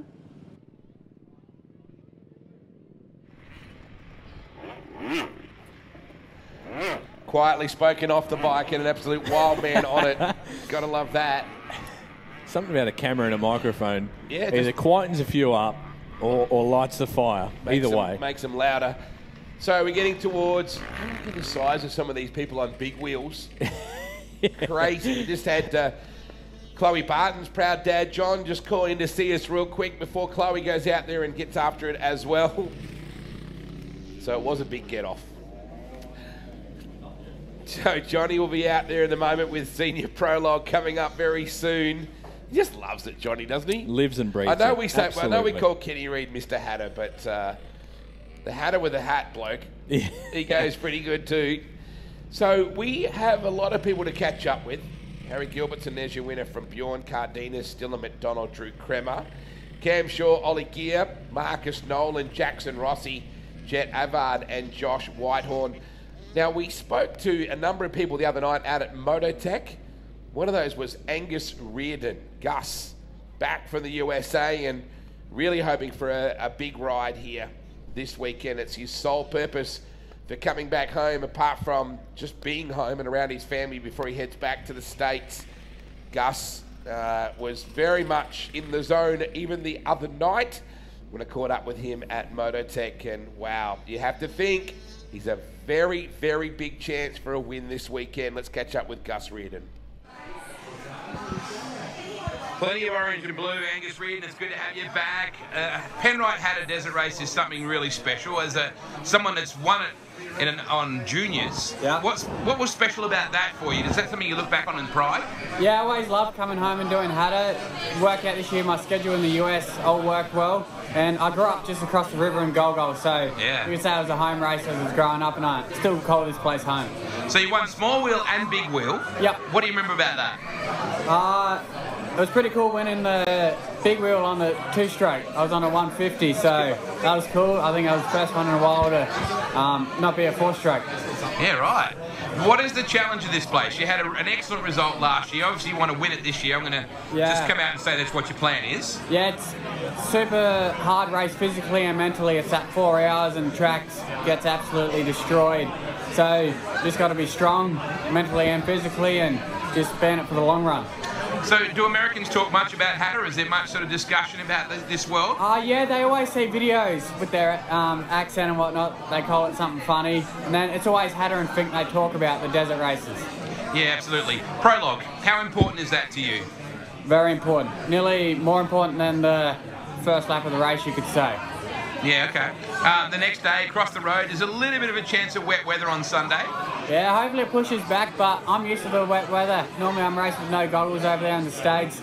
It's normally raining, coming in sideways, windy. Yeah, used to it. How many events do you run over in the States every year? Contracted, I do 20 odd, and then I do selected ones. I come here, do some, and then hopefully a few international ones later on in the year. How different is the industry, Gus? How different is American racing to what we do here? It's just so much bigger. Yeah. Yeah, there's a lot more people in the States, obviously. Yeah, it's just bigger, you could say. But, yeah, Hattah's still up there with one of the favourites. Given that you are racing over the US, is there any pressure that you think, oh yeah, Gussie's back, You know, is there a pressure on you to get the job done? Maybe, but don't look at it that way. If I put pressure on myself, I don't do the best. Learned it in the past. I'm just here to have fun and, yeah. So how do you have fun? Is it a chance to enjoy? Do you ever get a chance to actually enjoy the ride? Is there a moment where you go, hell yeah, I'm tapped out, run along the fence? I've got to be out front to have fun, so it's hard. If I'm out the back, I'm not having fun, so I've got to do well to have fun, so it's hard to match it up. But it's good to have you home, mate. No, thank you.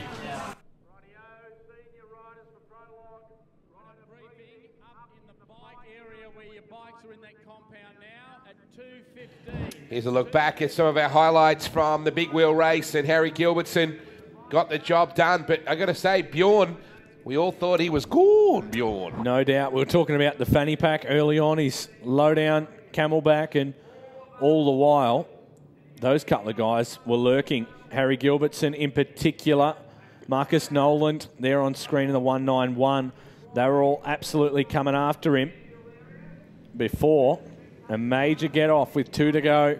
Knocked the visor off, and so to the lead. Into another rider, too, is saying wasn't just on his own. So intriguing to know what that story actually entailed. He didn't go into the great details of it, but from here on, on the chip, she was 180 degrees of throttle. Gilbo was absolutely second twist of the grip. I love it. Great result. Big hug from Dad, too, as well. And super, super cool stuff. We're getting closer to prologue for seniors and our top 10 shootout to come. The ladies, the Tenacious Ladies, will be up soon as well. 4 lappers and 8 lappers.